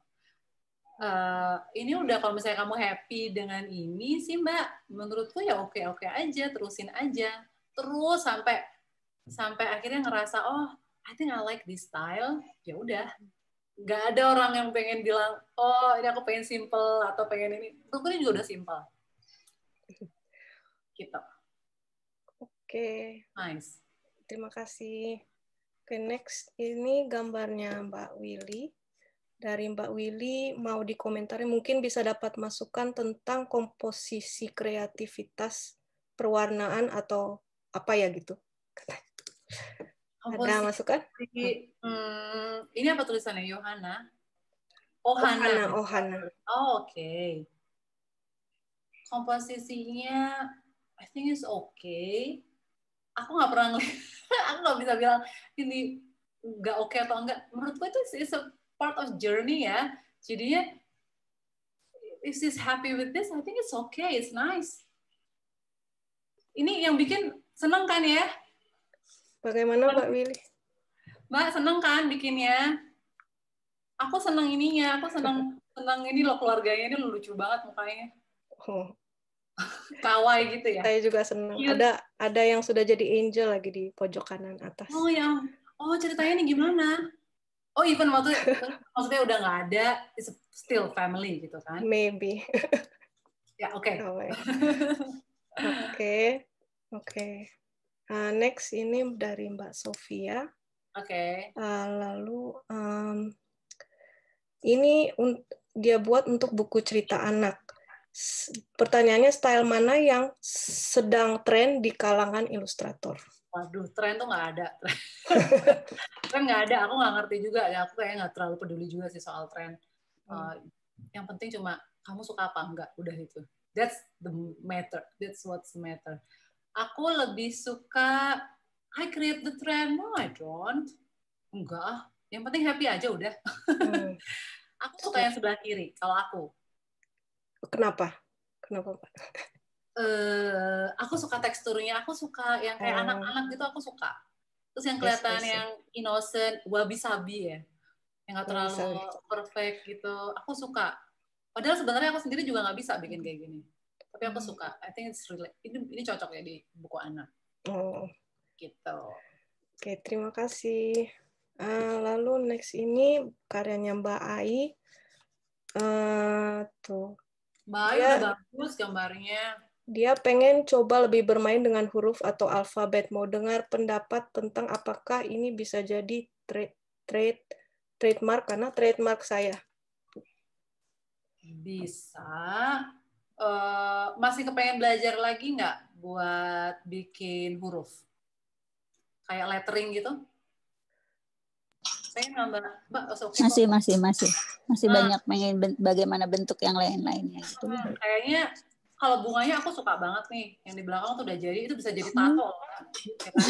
Pokoknya jadi tato di Februari gitu.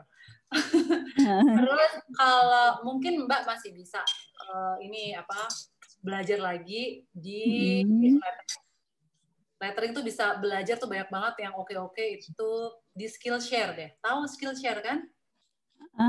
Kayaknya pernah dengar tapi belum pernah ngeklik ke situ. Skillshare itu mereka kalau misalnya Mbak ikutan di situ tuh 2 bulan gratis. Ya, coba dilihat. Belajar dari situ tuh berguna banget dan mereka tuh kayak nggak kebanyakan cincong gitu, langsung bisa deh. Oke, terima kasih. Oke, ini karyanya. Terima kasih. Ini karyanya Mbak Jennifer ya. Pertanyaannya, saya merasa selalu kesulitan dengan komposisi menggambar bunga dan daun dengan style lebih fun. Apakah ada advice? Ini udah fun kayaknya. Ini pakai watercolor kan? Iya. Iya, kayaknya pakai. Ini udah bagus loh. Udah berapa lama gambar? Ini kayak aku awal-awal gambar. Ya, mungkin aku juga udah lupa caranya gimana. Halo Mbak Jenny. 2017. Nah, dari 17. Tuh bagus kok Mbak. Emang apanya Mbak yang salah Mbak? Bunganya tuh kayak kadang tuh pengen bikin lebih fun, apa ya, seperti ala-ala Mbak Ayang itu, tapi ujungnya kayak realis gitu, jadi terlalu detail jadi. Saya kuncinya tuh cuma satu, gambar terus. Oh gitu. Gambar terus tuh sampai akhirnya Mbak bisa ngelihat bedanya tahun segini dan tahun 3 tahun lagi atau 2 tahun lagi itu tuh hasil pelatihan gambar tuh tidak mengingkari hasil Mbak, beneran. Karena menurutku sih gambarnya awal-awal juga sama aja lah semuanya, nggak ada cerita bakat-bakatan atau apa menurutku itu karena aku praktis aja, udah. Iya. Itu dong. Oke, terima kasih Mbak. Ya. Praktis ya, Mbak? Iya. Udah bagus lah. Oke, makasih. Ya, itu aja ya. What is this? Selanjutnya, aku ya? Iya, kita mau kasih thank you. appreciation buat Ayang. Untuk meluangkan waktu dan sharing ilmunya dan semangatnya hari ini. Nanti filenya aku kirim ya, Ayang. Thank you, Mbak. Thank you for your kindness. Makasih banyak, Ayang. Terima kasih. Aduh, maaf kalau aku ceritanya kebanyakan. Enggak dong, seru banget ini. Nah, ini adalah orang-orang di balik layar. Oh iya. Yang bikin acara malam ini. Dan sebenarnya kita masih ada waktu mungkin buat 1 atau 2 pertanyaan ya. Kalau ada teman-teman yang mau bertanya, karena saya nggak bisa ngeliat chatnya, mungkin iya. Yang siapa yang mau nanya? Nindi atau May? Tadi ada yang nanya Mbak Ayang kalau di iPad pakai apps apa, ada yang nanya itu tadi di chat. Aku pakai Procreate dan Clip Studio Paint. Clip Studio Paint itu dari Jepang. Clip Studio Paint. Iya, dan lucunya ya, mereka tuh kontak aku buat diambil gambarku, buat promote ininya marketingnya mereka. Padahal kan dari Jepang kan lebih lucu-lucu kan. Ya, itu lucu aja cerita. Baru ingat. Apalagi yang lain? Silahkan yang mau nanya lagi. Yang lain yang Terima kasih. apa aja? Eli mau nanya boleh nggak? Boleh. Mbak Ayam, terima kasih. Seru banget ceritanya. Mau nanya, gimana sih caranya Mbak Ayam bisa pertama kalinya bisa apa ya? Bisa menyalurkan kesenangan hobinya itu bisa berproduksi gitu, berproduksi terus dari pertama kali produksi waktu zaman kuliah. Produksi itu apa, Mbak? Ya, Produksi bikin gambar tas apa-apa. Ya, bikin sesuatu. Gitu. Karena kenapa ya? Karena kayak sejak dulu aku tuh punya ide-ide gitu loh, Mbak. Punya ide-ide. Dan kebetulan emang mepet, Mbak. Jadi emang aku tuh, maksudnya Bapak Ibu kan PNS. Terus ya aku tuh bukan anak orang kaya juga. Jadi aku tuh pengen jualan gitu dari dulu. Terus gimana ya caranya jualan? Terus aku punya apa ya? I think start where you are, use what you can, use what you have. Ya udah itu aja. Aku mikirnya kayak gitu. Karena kepepet itu mungkin biasanya jadi kreatif, Mbak. Dan karena pelit. Karena pelit atau kepepet, udah deh. Pelit. Karena pelit, somehow iya loh, Mbak. Kalau pelit misalnya, ya ampun kayak gitu doang, mahal banget, aku bisa bikin. Nah, itu tuh bisa juga, Mbak. Nah, itu aku sebenarnya kayak gitu. Pikir gitu. Kayak bikin tas misalnya, aduh aku nggak mampu nih bikin kayak gitu. Ya udah aku bikin. Karena aku tahu, bikinnya di mana, beli resource-nya di mana, material di mana. Bikin sendiri deh, terus dijual. Itu sih. Kok bisa jualnya itu gimana awalnya? Mbak, cara jual tuh? Cerewet ya, Mbak ya. Jadi aku tuh gampang punya teman sebenarnya. Gak tau gimana. Aku tuh a bit dramatic juga sih. Menurut orang lain itu hal yang biasa. Aku tuh gampang. Kalau orang Jawa tuh ngomong gumunan gitu loh. Apa namanya? Iya. Gumunan, dia tahu-tahu. Gampang, wah lucu banget gitu. Padahal biasa gitu, misalnya monyet gitu. Ya ampun lucu banget ganteng. Terus aku bisa mendeskripsikan, oh my god monyet ini tuh pipinya ngeping atau ya ampun so sweet. And I can do that. Karena menurutku ini aku tuh kayak teenager, forever teenager gitu loh, Mbak. Kayak anak kecil yang nggak tumbuh-tumbuh, dan aku tuh kadang-kadang suka lupa, oh iya aku tuh sebenarnya ibu-ibu ya, aku tuh harus bikin makanan buat anak-anakku. Padahal aku tuh lupa, aku lebih sering lupa sih, Mbak. Karena aku ngerasa aku tuh kayak temannya Mimi, atau aku ya gitu deh, aku anak kos-kosan di sini. Kalau misalnya follow Instagramku kan, aku sering bilang aku sama Mbak Eni, jadi aku tuh punya 2 tahun ini aku punya Mbak. Dan itu sebenarnya mungkin ibuku. Aku ngekos di sini. Aku ngekos di sini. Aku kayak anak-anak deh pokoknya. Jualannya juga sama aja sebenarnya. Aku nggak jualan gimana aku marketing kayak orang ada kan orang-orang yang bisa jualan. Aku sebenarnya sih cuma cerita aja. Aku punya ini loh, aku bisa ini loh. Udah gitu doang. Ceritanya itu lewat online atau memang ada satu perkumpulan gitu? Aku cuma sampai sekarang ya, aku cuma pakai Instagram doang karena waktu itu aku punya iPhone dan aku punya Instagram. Ya udah, itu aja. Maksudnya nggak usah. Kadang orang mikir ya, gimana sih Mbak caranya mulai? Dan mereka tuh harus overthinking banget kan. Aku harus mulai, aku harus punya modal ini dulu. Aku kalau nggak punya modal, aku nggak bisa melakukan sesuatu, atau aku harus les dulu nih. Itu tuh justru udahlah. Pakai aja yang sekitar ya kan, nggak usah terlalu muluk-muluk. Udah itu Mbak, itu udah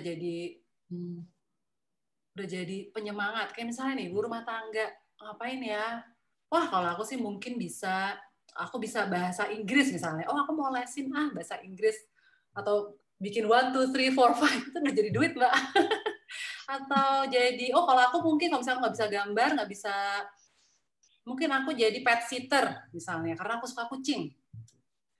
Aku jagain deh, mau cuma dibayar berapa, yang penting aku seneng nih, I love what I do, terus aku dapat duit juga, itu bonusnya. Berarti basicnya adalah start from what you like, kalau aku ya. Gitu. Makasih Mbak ya. Sama-sama. Next question. Masih ada waktu nggak? Nggak ya? Nah, satu lagi mungkin ya, kalau ada pertanyaan, kalau nggak kita foto bareng. Ya. Nggak ada? Are you sure? Oh ya. Ini mau dibacain nggak dari slide dong, Mbak Dian? Oh iya, boleh. Oh ya. Bentar. Bisa dibacain nama Ninding nggak ya? Boleh, boleh. Ini langsung aku rapel aja ya pertanyaannya. Ya, aja. Jadi Mbak Ayang, ada yang nanya nih, aku langsung gabung ya. Yang pertama, bagaimana cara Mbak Ayang menemukan atau memutuskan gaya lukisan atau stylenya? Bagaimana memulai tips? Aku ntar lupa loh, aku ntar lupa. Oh ya, oke. Aku jawab dulu. Oke. Aku nggak bisa memutuskan styleku kayak gimana. Aku cuma gambar yang aku suka. Jadi aku nggak bisa, oh aku mau style ini atau mau itu. Sampai sekarang pun sebenarnya aku masih bingung style itu masih. Dan aku sukanya nanya, aku hobinya nanya sama semua orang ya. Kayak aku nanya sama ibuku, Bu, menurut ibu tuh aku pengennya kayak gini sama ini nih. Menurut ibu kayak gimana? Menurut ibu tuh kayak gini. Oh tapi aku nggak suka. Akhirnya jawaban ibuku juga nggak kepake gitu. Karena aku ya udah aku cuma yang aku suka aja. Nggak ada, jadi nggak ada. Itu cuma it's journey menurutku. Jadi nggak bisa. Oke, terima kasih. Nah, yang next-nya, bagaimana memulai tips dan trik untuk bisa tembus ke agen? Misalnya sudah punya beberapa contoh gambar, selain portfolio, apalagi yang dibutuhkan? Gambar terus tiap hari, practice, put your drawing show kayak di Instagram, Facebook, pokoknya semuanya kamu harus sombong dikit.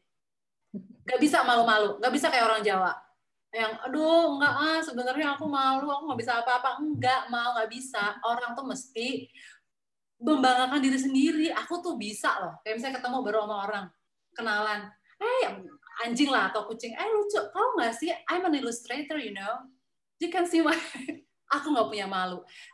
Jangan punya malu kalau kayak gitu. Jangan punya malu. Terus apa lagi? Kamu mesti ngerti. Oh ya, menurutku benchmark aku bisa internasional. Menurutku itu karena aku gabung di asosiasi ilustrator itu. Walaupun mesti bayar ya. Tapi I think it's a good thing. Terus connect sama. Kalau misalnya kamu nggak bisa masuk ilustrator itu, association itu, at least use your social media buat interaksi sama ilustrator lain. Bisa kasih komen, aduh lucu banget, I think it's nice, it's wonderful, looking good, being friendly. Oke. Next. Yang terakhir nih ya Mbak, bagaimana kita berkenalan dan bertemu takdirnya dengan Mas Pur yang sangat oke banget itu? Oh my God, yang nanya Mbak Tari.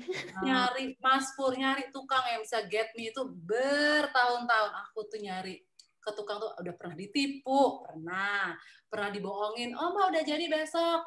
Tapi ternyata enggak, pernah jadi amburadul, pernah. Terus ternyata aku setelah nyari puluhan kilo dari tempatku tinggal, aku naik motor, kehujanan, bawa ini. Ternyata rumahnya Mas Pur itu cuma di belakang rumahku loh. Gila ya? Aku tuh dapat pokoknya itu. Jodoh jauh-jauh. Pantang menyerah, Mbak. Nggak semua orang bisa ngasih tahu di mana tempat tinggal tukang atau itu. Di Indonesia tuh walaupun kelihatannya tahu ya, oh banyak tukang-tukang di Indonesia, sebenarnya tuh kita gerilya juga. Gitu deh. Kapan-kapan jumpa fans dong sama Mas Pur. Aku juga pengen loh. Besok kalau di Indonesia ya, aku bikin jumpa fans ya. Sekarang juga susah. Bikin live Instagram sama Mas Pur deh. Atau kalau enggak, kita bikin aja kayak misalnya bikin kelas bersama Mas Pur, bikin kelas jahit. Bikin boleh. Apa kan lucu ya. Mungkin aku masukin ke Skillshare aja kali dia. Iya, videoin. Kecil loh dia. Monetize, balik lagi ke Iya kan? Jadi Mas Pur upgrade bukan hanya bikin tapi dia juga ngajarin kan? Iya. Benar. Guru. Yes, benar. Udah kan ini? Apalagi? Udah Mbak, terima kasih yang dari slide. Kalian ngantuk ya? Selanjutnya kita foto bersama yang